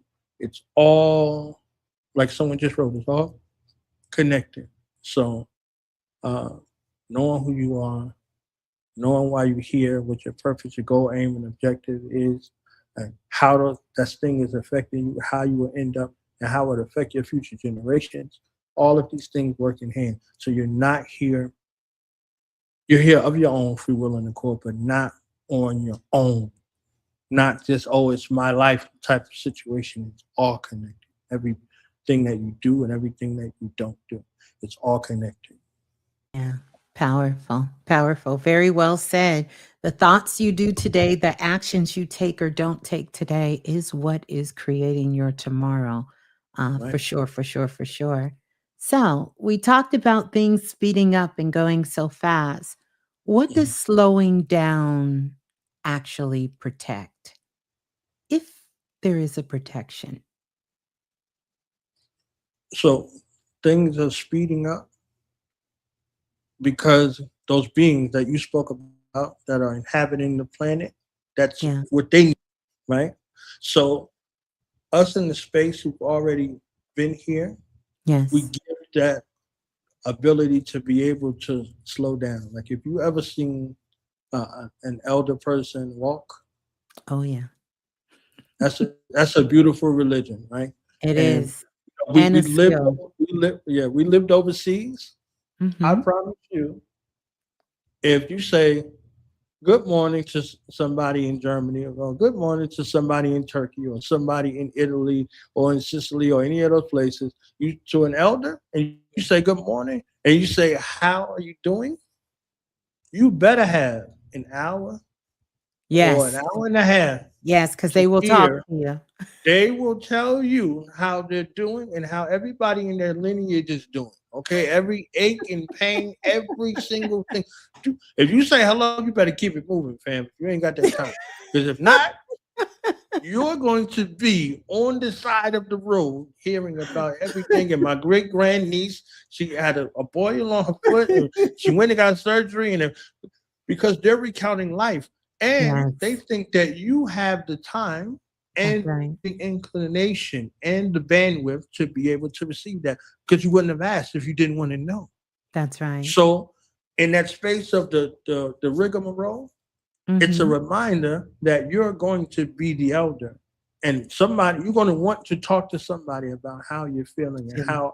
how you are and how everybody in your family I is have doing. a neighbor like that. We call him granddad. He's the neighborhood granddad, and Oh yeah, we all know if he catch you outside, it's a listen, just rat. go ahead, cross out Yep. an hour, but I Mhm. really have had some very enlightened and very enriching conversations with him because he does go deep.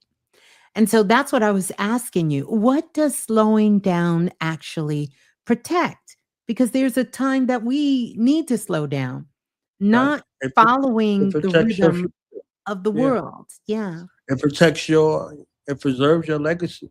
And it Mhm. gives you the ability to be able to reflect, because you can't reflect at 10,000 miles per hour. That's right. You can't, I've been in combat and I've been in war Mm. situations. Wow. And I can tell you from a lot of those engagements, time doesn't exist. Yeah. It's a slow down type of situation, right? And I Mhm. was telling you about that, saying about that force, test is fight or flight, right? So either Yeah. you fight real hard or you run real fast. Yeah. one way or Yeah. another. But Yeah. after that, once those cortical steroids slow down in your body, you feel like you're 500 pounds.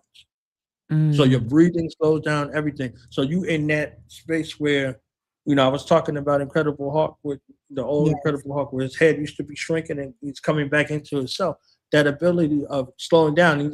He's in an alley with no shirt on and ripped pants. You understand what I'm saying? So, like that Mhm. ability to be able to slow down protects the person, so Yeah. the person truly isn't harmed, right?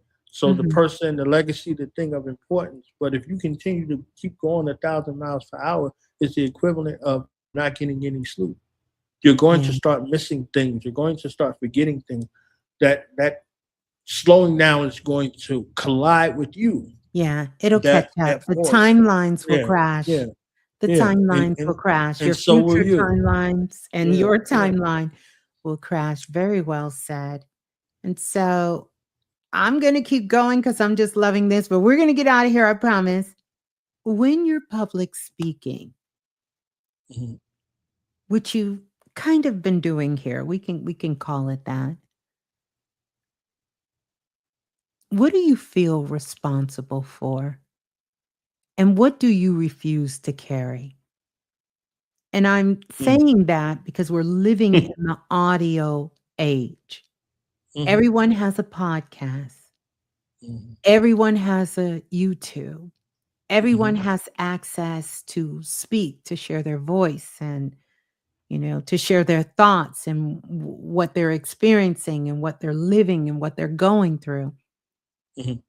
I want you to share with us, what do you feel responsible for and what do you refuse to carry as a brother from the diaspora, as a God in this world, as someone with your knowledge, your wisdom, your understanding, your history, your culture, your background, your connection? Speak to that for us, please. I feel responsible for ensuring that my bloodline is not dishonored. When I speak, when I write, when I host, whatever modality it is, whether it's virtual or physical, I bring the experience, the emotion, the high energy, the divine insight from my bloodline. And that's what I feel responsible for. I feel responsible for being the best ambassador that brings honor and that brings elevation to my bloodline.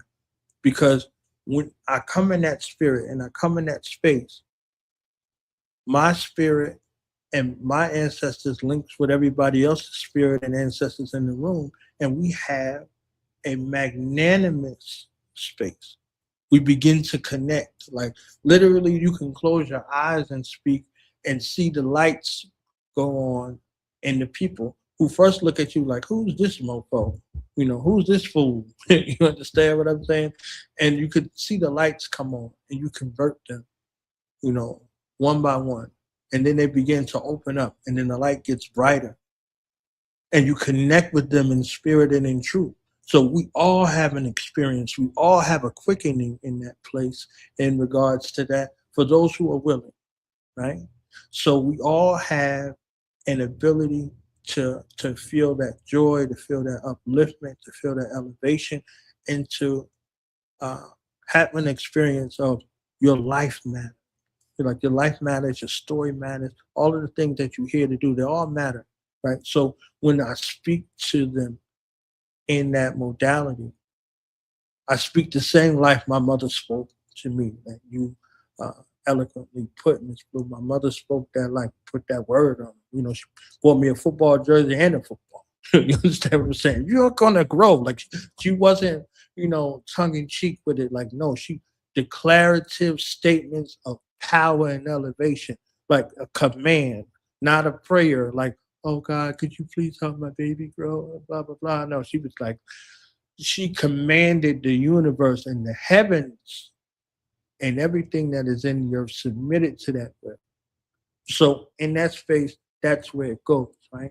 So that space of bringing with the public speaking becomes something remarkable and enjoyable. And the thing that I refuse to do is to bring shame or dishonor to my family, to bring shame or dishonor in any kind of way.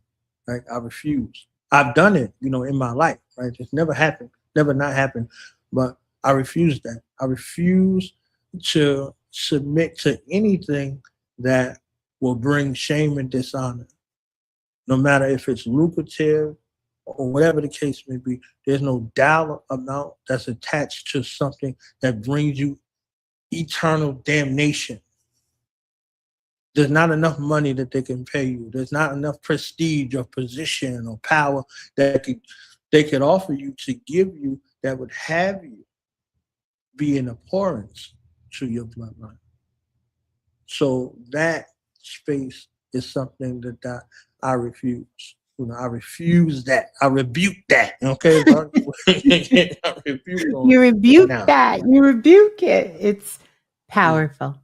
Powerful. I thank you for that. Huh. So, one last question, I promise. Take your time. I got time. Okay. Okay, Yeah. well, good, good, Yeah. because I'm Yeah. here for it. I've been Yeah. waiting for a long time Yeah. for this. Yeah. So, Me too. maybe not one more, but I have another one.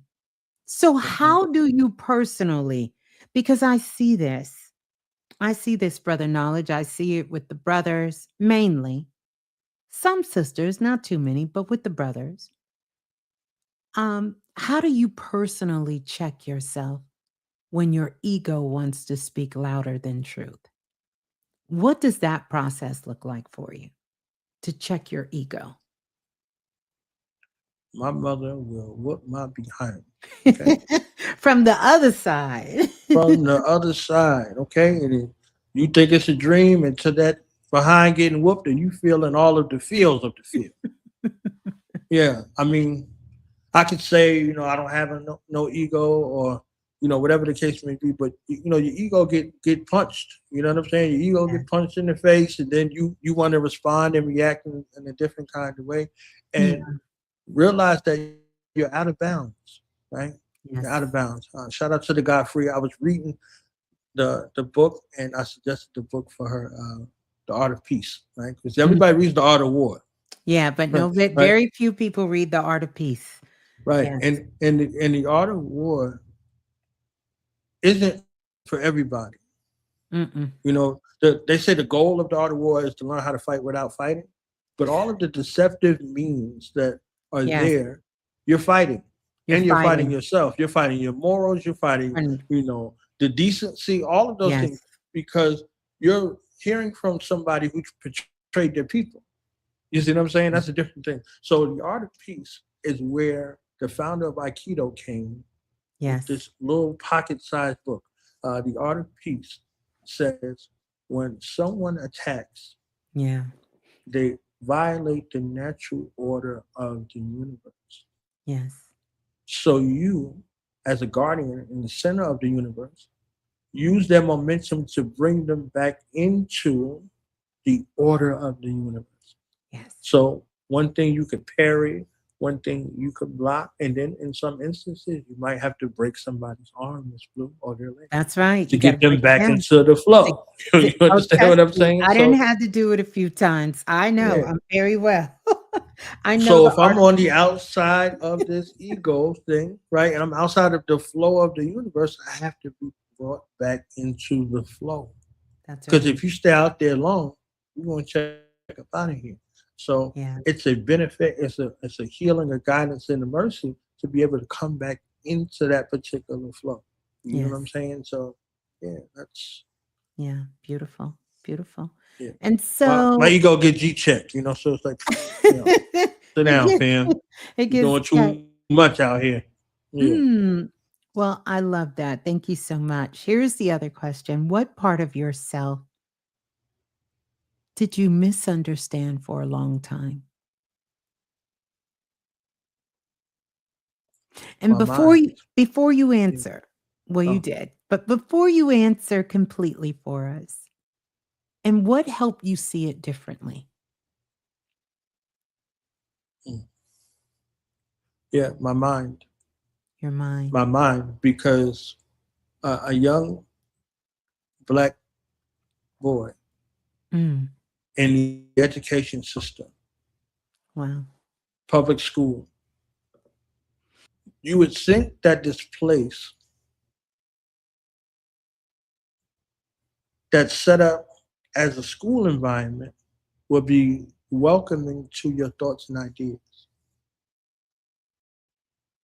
And I was ostracized and castigated by the teaching body because of it. Now, I had one or two teachers along the way that were divine, they were God sent. But for most of them, based off of where they lived and where they had to commute to in order to teach us, they had no connection to us whatsoever. They didn't live where we lived. They didn't grow up in our neighborhoods. So they didn't see us as anything other than a paycheck. And they had a duty to make sure that we didn't live where they lived, so to speak, right? So my mind, it was perplexed for my formative years because back to that little boy, that 78-year-old, right, who was endowed with the wisdom of the world and the responsibility to share it, not to keep it, to share it with the world. And he got ostracized and he got berated and dishonored, right? So he said, F it. I'm going to leave them to their own devices, right? So that became something where the mind, right? My mind in particular, my mind was something that I did the back and forth with because it was not received well. Like truth. Truth is not received well. Lies are received with honor and distinction. They're awarded, rewarded, and celebrated. The truth is met with the utmost hostility and, a venomous sort of reception. So when the truth comes, they say truth hurts. It's something like that. Like truth is a double-edged sword. You can wield the truth, and the truth can cut you the same way as a double-edged sword. So not only could you cut with the sword could cut you. But as the ancients teach, the sword can't cut itself, right? So uh, the mind that I was blessed with was something that I struggled with, and my mother was a large catalyst in regards to undoing those things. And many of the women in my life, they were wonderful counselors in that way, along the path. These women that I met throughout life and through time and space, they all helped me on one level or another to be able to grow and reestablish a love and a trust for the mind, a love and a trust for the mind that I was blessed with, and to be able to do things with this mind and operate from a space of mental clarity in that regard. So the mind was my biggest struggle and my greatest reward. So with this mind, I utilized the talents and the gifts and the skills to be able to share the stories of those who have sojourned on this journey in life and deserve a space of honor and a space of recognition and distinction, to find those others who are like mind themselves with those stories that continue to inhabit the planet and make this place a better place. Imagine if everybody learned this story and shared this story with the world and empowered the world with their gifts and the skills. What kind of place this place would be and continue to be. So Mm, that mind space in regards to that was my greatest challenge, and then the women in my life, the women who came in my circumference, all of them left Yes. me with the blessing and the gift to be able to overcome that challenge, and you know now it's over. Mm, yeah. Thank you for that.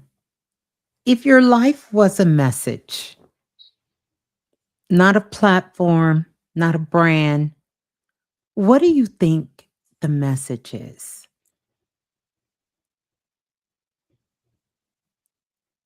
My tagline: a place where knowledge is born.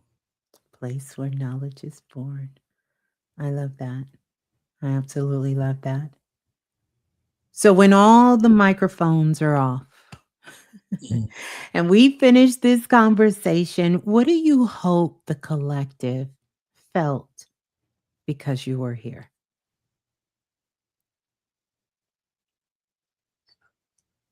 My prayer is that they found something of value and they learned something about themselves that was brought back to their material view. So even the word learning denotes something. Like, you're not here to learn, you're here to remember. You knew it all before you got here, and all of it is encased in you. And you're here in third dimension to remember. So the instances that come along uh, in your life unlock one of these things or another one of these things. So, you know, you could say relearn, but it's really remember. Like the members of your body, like the members of your being, like the members of your family, they're there as remembrance. You didn't, you came here for a duty and a purpose, right? So you're here to remember, right? Uh, and that's a gift and that's a blessing. So that becomes something that you seek out daily in that regard. So you interact with people who are familiar to you. You interact with people, you're most close to those people who are not strangers to you. So if you got a core group of people that you're around, you've been around them for lifetime. Just in this incarnation, y'all found yourself in this place doing these things. You know, uh, they say the in the Nile Valley culture, the bar goes to the place that it knows. So they say where uh, energy flows, where attention goes, energy flows, right? Thought So, goes where energy flows. right, Absolutely. right. Hmm. So we familiar. You know what I'm saying? We're a soul family. We're a soul So, tribe. So I family, thank you, right, for I thank you so much. giving us that term to describe, because we cross all kinds of lines in that regard. Yeah. We transcend boundaries and all of that. So people all over the universe. Yeah. People on Pluto was like, "You gonna be on Miss Blue tonight?" I was like, "Yeah." Oh, I'm gonna tune in. Okay, I'm gonna Yeah, tune we in got from all of Pluto. our cosmic brothers and sisters Yes. out there Yeah. tuning in for sure. Yeah. Yeah. I'm going to give my final kind of close on that. And plus, I want you to talk about some of the things you're working on Yes, ma'am. as well. I want you to speak about that before we get ready to go and how people can connect with you and some of the projects that you're working on at this particular time that's closest to your heart. You can share that as well. Yes, ma'am. Hmm. I'm ready when you are. Oh, okay. You said you was about to say something, so I'm Yeah, ready. I was. I was caught between thoughts, but I'm gonna save that for when we get ready to close out. I'm just really honored Okay. to, definitely have you here and have you share with the audience. We can talk about this though. Let's talk about our connection because some people may not know how me and you met. Me. My kid. Yes, yes, yes, yes. Oh, oh my gosh. Yes. So you want to share first? You can share from your end and we'll talk about it from there. Yes.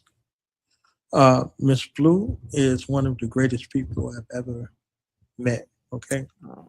A divine spiritual counselor, a grand connector, a healer, an educator, a sorceress, okay? A sorceress, and a divine corrector, like a divine corrector, like and she corrects and admonishes us in the best manner. You know what I'm saying? It's like, she ain't got a hand on the hip talk about cut out all that monkey shine. You understand what I'm saying? But and that's what she's telling you, like, cut the BS out. All right.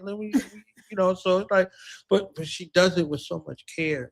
And I had the benefit of her counsel on many occasions at those uh, turning points in my life over the years, via her broadcast over this last 2 decades or so.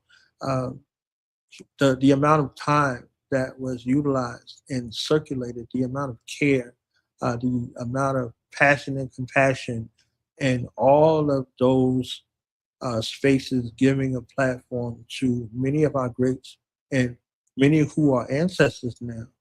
She put so much care and concern, and with the greatest of regard in regards to being a conduit to archive our ancestral and our psycho-spiritual journey. So many nights and time was utilized by her to give us, so many of those great things. So you know, I said that before. Like, it didn't matter what she looked like because nobody knew and nobody cared. You understand what I'm saying? That space of anonymity was more alluring than to know who she was. We knew what her spirit was and what her spirit meant to us. So recently when we got a chance to see her, it's like, oh wow, oh wow. You understand what I'm saying? But uh, we felt her. We saw her in spirit and in truth, and she shared many of those gifts and those talents and those skills with us over the years to bring out our best self. So, uh, in part of who I am and who I am becoming, I owe a great space of love to Miss Blue and her platform because she's there. You understand? We gonna get the remix. You understand what I'm saying? We're gonna get it. So it's a beautiful thing to have been in contact with her. I think for me it was like 15 years, or maybe it's the whole 20, whatever the case it was, Yeah. from the Wow. Block Talk era. So Yeah. I've been a student of the great for some years, for mad long. How they say in New York, for mad long. Mad long, mad long, mad long, son. Mad long, son. Dumb long. Been out here dumb long. Yes. Wow. Yes. And it's been a beautiful journey. And to have someone still doing the work, because you was doing the work as well too. And all of us side by side and still be here, which is a Mhm. blessing as well. Our souls are still choosing to be on this path and to have this experience. And it's always good to connect. And so I'm so grateful for you. I'm so thankful for you. I want you to talk about your new project because I'm so excited about that. I haven't finished going through everything. So Mhm. once I do, I'm going to kind of put together something here for you. But I want to talk about your work. And of course, if you guys don't know, do the Knowledge Radio. You can follow him on social.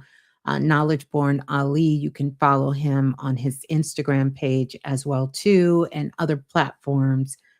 Um, but this brother, it- his education, listen, his Akashic files, he done built his own Akashic records.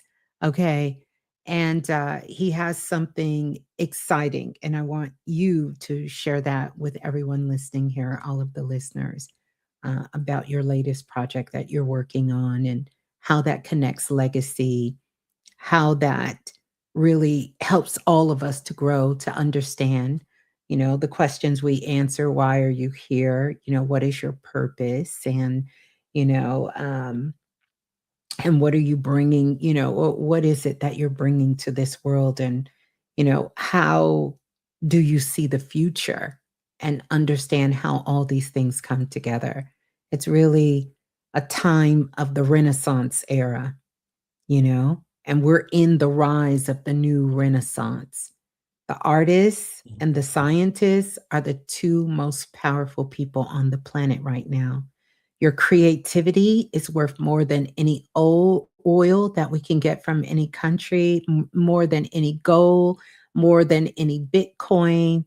The creativity that you have inside of you, that God sparked to bring it out of you, to bring it out of our children, to teach them who they are, to help them to understand about themselves, the world that they live in, their lineage that they come from, to understand what self love is about and what self knowledge is about, you know, listening to everything and being able to ask you the questions I've always wanted to ask you. Yeah. When I hear all of this and it comes together for me, what I sort of take away, if that be even, the what I call it is a takeaway of what I'm hearing at that moment, listening to you. What I'm hearing is exactly what you said. Knowledge is born, but not the traditional knowledge of just from the mind, but knowledge from the soul, knowledge from the spirit, knowledge that transcends space and time. That kind of knowledge, that kind of understanding, that kind of wisdom, you know? And with all of that, it brings power. And that is something I think that we're missing in humanity right now. People are lacking power. And, Dr. Martin Luther King said that best: love without power is useless, and power without love is useless. It's time that we bring them both together. And you're a brother that every interaction with you has been just that. It's been love and it's been power. I am empowered by you. I am grateful for you. I am thankful for our connection. Yeah. So I'm going to let you share what you're working on now so people can dive into that because it's some good stuff, you guys. It's really, really good. Do I Miss need to Blue gonna bring make that? me, Yeah. yes, Okay. please. Miss Blue gonna Okay. make me cry in the car, y'all. She trying to make me cry online. You know what I'm saying? I'm holding it in. I'm a bi. I'm a bi. So this ebook series, and thank you to everyone who has been supporting so far. I have 13 ebooks now as of today, but 12 books are available. 13 I'm putting the finishing touches on, number 13. But this is one of the books. I just wanted people to be able to see what I'm working on. Is Voices of the Diaspora, my ebook series, 13 books in total and counting, but 12 are available. Uh, you can get them directly from me via this Cash App right here. You'll see on the screen, Cash App Knowledge Born Allah, or paypal.me/ do the knowledge radio. And if you say, oh, I saw you with Miss Blue, then you can get it for the discounted price of $50.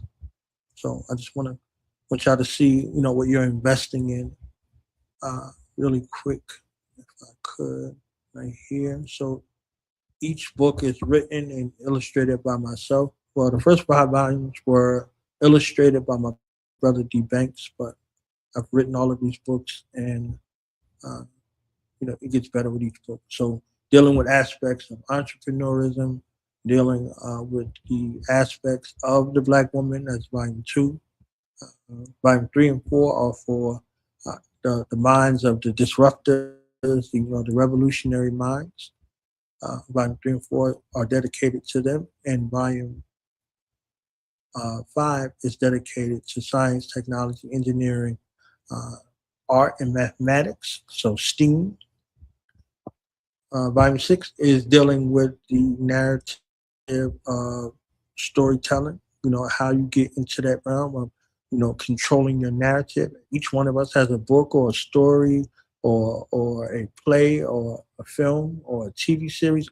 Each one of us has one of those or all of those, in you, in that regard. So we're here to mine those gifts out and nurture them. You know, as the song goes, you're amazing just the way you are. So this is the Sankofa effect, lessons from Black movements from across centuries. So this book is dedicated to looking at many of the Black organizations that have existed here in the Americas and all over the planet. So again, the visual representation is there. There's music that goes along with it. My brothers from United Front, they allowed me to use their music for this volume right here. And I'll just go through the pages very quick so you can see this. You can see the Sankofa bird, and you can see so many of the things because, again, for that 7, 8 year old young Black boy, he needs to be able to see himself in a good likeness, right? He needs to see himself in a way that's powerful, that's warm, that's inviting. So you and your family can sit down and go through these volumes, and y'all can interview each other, y'all can quiz each other, y'all can put family projects together based around this particular information. So any aspect that you want to do, any goal you want to accomplish, in life, you need some space to begin. Like, how do I start? Where do I start? Who do I start with? And if you have to have working models that exist for you to be able to see them. You have to be able to visualize them and, operate in the space of visionary. So put together some examples of people throughout time that you can go back and look and see if this is a viable option. If you're an organizational person or you want to organize your family in a certain kind of way, you need working models to be able to look at and to deduce whether or not this is something of worth and value for you or it's not. You understand what I'm saying? We're not necessarily promoting any of the organizations, but we're looking at organizational structures as a whole, right, wrong, and indifferent, good, bad, or ugly. And your research will give you keen insight into what were the running themes that were there. So just showing, some of the pages in the book so you can see maybe some people you recognize and maybe some people you don't recognize. So pictorial images and the colors and everything is intentional because, we're dealing with both aspects of the brain, the creative and the intellectual. So just going through this so you can see different things, different people, different time frames, all of these things from around the globe. And, the imagery is there for you to be able to take a lesson. Each one of these pages is a whole curriculum within itself. So you be amazed at what you find once you go and start researching on your own. And there's reflective questions throughout, right? So it's something to, call into your remembrance and review in your own reflection.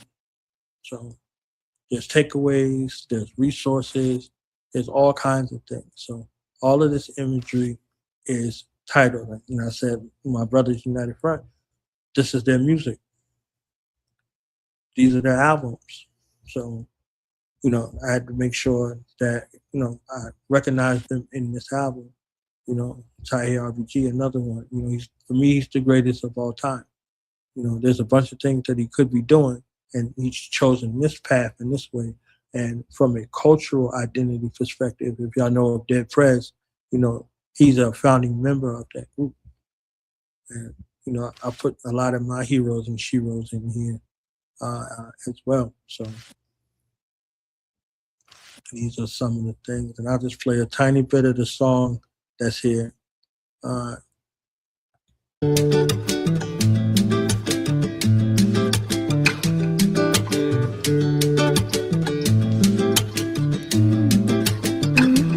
Us against the world and all bets is off. Grab a machete, get ready, it's time to get it on. Call up your peeps, get the heat, who down and let it off. Freedom or death, we bout to set it off. Us against the world and all bets is off. Grab a machete, get ready, it's time to get it on. Call up your peeps, get the heat, who down and let it. So I just wanted y'all to hear that. So that's there. So it took a lot of time, a lot of effort, but it's a labor of love. You know, we want people to be able to fall in love with themselves. Our young people to be able to fall in love with themselves and fall in love with reading and writing and all of these other things. The entertainment industry has done a great job with thinking you don't have to do anything but dribble a basketball or whatever the case may be, and it gives you a false semblance in regards to everybody's going to make it to this particular destination when less than 1/10 of them make it to that particular destination. So we have to have other things in society. If the young people want to get to be electricians or plumbers or learn any one of those crafts or those skills, they're necessary. They're vital in our society. So we have to give credence and ode to all of the aspects of the society that make our society great. A couple of more pages, and at the end of every volume, there's a video of some sort, right? So here's Killer Priest and my brother Kai Zodiac, you understand what I'm saying? And, that's Use My Mind, the remix. So, we want our young people out here using their minds. We want them to be able to deal in the realm of their imagination and let's create the world that we want to create. Anything that you see or anything that you utilize was created from the mind, right? So these volumes are dedicated to that resurgence of the mind. Everything natural you see and everything you see that's unnatural all came from the mind. So let's go back to the mind and like Sankofa, fashion, go back and fetch it. Let's go back and fetch those things that were great for us and powerful and useful for us in that space, as Ms. Blue was alluding to, with love and with honor and with distinction. So I just wanted y'all to see one of the volumes. Like I said, there are 13 in total, but 12 are available for you today. You can get all 12 of these volumes for $50 Yeah. as a regular. Listen, that's a need to do that. When I tell you guys I have my volumes, it is something that you need to have. Yes, if you have children, it is a must. And especially for a lot of parents who are homeschooling, I could see that for the educational piece and the historical piece. But even for some of us that may not know the history, and maybe at this point you are tired of looking at yourself, your culture, your background through someone else's eyes. We get the story to be told. We're changing the narrative. And this is told through brother Knowledge Born Ali. It's told through his lens. And you got a chance to make a connection with him tonight here. For some of you, this may or may not have been your first introduction, but you are hearing it from someone that really is coming through the same lens. And that's powerful because we need many storytellers so that we can see all of the angles. I love the way that you put the books together and they're interactive. So it's a living file. There's music, there's colors, and, there's videos, and, there's all kinds of things to really keep you engaged, keep the children engaged. It's an opportunity you don't have to rush because you will own it. And so this can be something that you can do during certain times of the year, certain months, or certain on the weekend. You can go page by page and take your time, and you can have access to this information before it all becomes so diluted. It's a part of the foundation, and you get a chance to intertwine your story, your history, your culture, your lineage, and how the intersection. There's a great book called The Medici Effect, which speaks about the Renaissance time. And this is why this is powerful, because we know that we are pretty much all the souls on the planet. We are old souls. And so, whether that's your children or not, you don't know what kind of spark speaking about some of the people in the books throughout history could spark in their young minds to become that next great thinker, that next problem solver, that Mhm. next creative. You don't know how those sparks come. I know for myself, they came through books, they came through hearing stories and watching things and seeing things and hearing music. We still get inspired that way. So I want to encourage you guys. We have to start really supporting more of the work that we want to see in the world. And this is a great contribution. And even if you say for yourself, maybe that's not for you, but maybe you have a niece, a nephew, Mhm. a cousin, a neighbor's child, a friend's child, some child that you can donate this to, or some family you can donate this to, because it's not just power for children, it is power for people. And we are Right. moving into the age of Aquarius, which is all about the power is going back to the people. Well, we can't bring the power back to the people if the people don't even know that the power has been taken, or where the power used to be within the people. And it's important that we understand that we are a collective, no matter what our background or culture is. Maybe you're someone who identify with me, my work, and you may be saying, I'm not black, I'm not brown. This is a way that you can get the insight. You can study, you can understand, you can expand your consciousness, Right. expand your awareness, get a deeper understanding for the world that we all have to live in together. I just think it's amazing. It's a great body of work. And my goodness, 13 books, 12 books.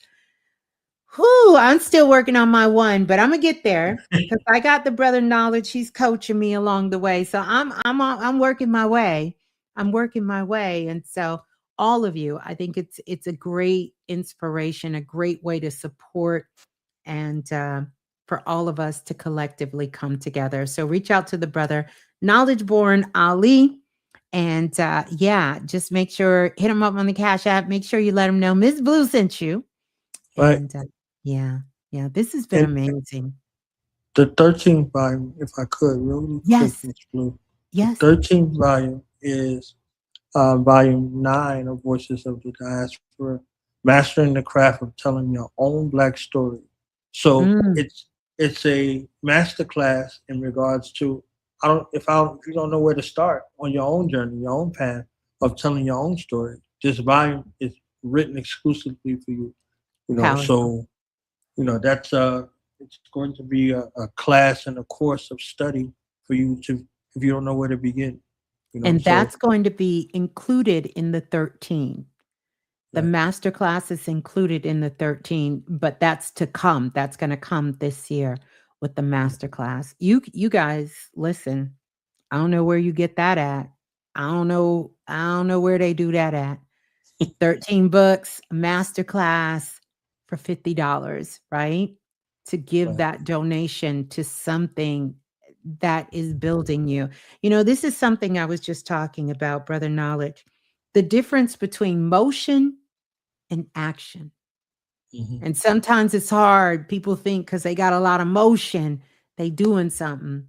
The motion ain't changing the environment. It's not changing the mind. It's not expanding the consciousness. It's not changing the life. Action, measurable results. This is the kind of action. This is the kind of self-invested that can change your life. Yeah. With some powerful words. You guys think you just got a little taste of the brother. When you dive into his work, his books, and the things that he's doing, you're gonna understand why he carries such a powerful legacy with him, and his name, Knowledge Born Ali. Allah. I don't know why I want to say Ali. I don't know where that came from, but Allah. Yeah, powerful. Gratitude for the time and the sharing. Yes. So there you go. Well, we're going to get ready to get out of here. You guys, don't forget to like, share, pass it on to a friend. Don't forget to hype this video up, and don't forget to subscribe. We'll see you on the flip side. You guys are already sending me emails. They're telling me, please bring them back. Bring them back, Miss Blue. Bring them back. So, yeah, definitely we will. We'll get back together and chop it up. I'm sure that we'll be doing some work together this year as well. So, we'll be chopping it up. Who knows? We'll be chopping it up. We'll be chopping it up. Y'all will be the first to know. Y'all will be the first to hear.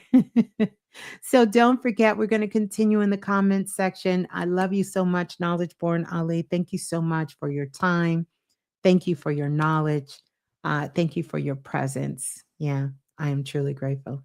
I am. Yeah, truly grateful. Truly grateful. Likewise, Miss Blue, I'm glad to be here with your esteemed audience. I know you don't just be talking to anybody. You No, understand what I'm no, saying? So I I'm don't. honored to be in the pantheon of the greats who have graced the platform. And Thank again, my you. prayer is that your listening audience and those who will view these archives in the future, through our discourse, through our godversation, because we ain't conning nobody. We Yeah, godversing over here, that they yes. learn something about themselves, that they are enriched and empowered. And my final word would be to everybody: if you're here on the planet at this particular dispensation of time, you are necessary, you are vital, you are important. The world would not be the same without you in it. So find a way to share your story that's most comfortable and most powerful for you. Go amongst your family members, talk to your family members, ask your family members, what's something you always wanted to tell me but you never did. Mm, Let's start the space of archiving and sharing, the yeah, stories. I was with my brother Jabbar on the tour, at yeah. Concert Barbershop. He's been at Concert Barbershop for 25 years, and he's had Wow. Survivors Nation for 30 years. So 30 years of bringing in speakers and lecturing and all of those Wow. things, and 25 years of cutting heads and teaching young people how to cut heads and changing people's lives for the last 25 years. I was like, yo, where the book at, fam? Like, where's the story? Like, you understand what I'm saying? Because you bringing Yes, these things back into review. Like, we yes, get so great at doing things that that's we true. don't remember. So, in interviews, I want to give people the space to be able to tell their story unadulterated. You can Yes. tell your story however you see fit. They'd be like, oh, I'm a little long-winded. You can cut me off. No, no, no, no, no, no, no, no, no, No, just no, let it no. go. Let it Flow, flow. You know flow. how we do Yeah, over here. Let it flow. flow and be, because it's Mm, important. Because you take people back through a time machine that they're recalling right on the spot. And they'll be like, yeah. man, I forgot I did that. I forgot I did this. Well, I'm glad I did this because it brings these things back to your material view. Yes, Right there, literally, you're reliving these moments as you're telling them. So yes. yeah, I mean, everybody has a story. So your story is important, and absolutely, positively, in the best way that you know how to do it. If you need to write it, if you need to dance it, if you need to sing it, if you need to Hey, color it, whatever that's you need to right. do with it, that story has to be out. And remember that your story is not just for you for now; it's forever. Yes. It's forever. Think about that. Like if you want to be immortalized, you want to be eternal, write something, read something, record something, but be mindful of what you write or record, because Court. it's going to be here forever. It's going to Forever, be here ever. forever. Yeah, forever, ever. Okay. Forever, Yeah. ever. Yes. Oh, beautiful. Beautiful and powerfully said. So we're going to close out on that note. Peace and love to everyone. Thank you again. And yeah, we will see you all in the frequency. Yeah.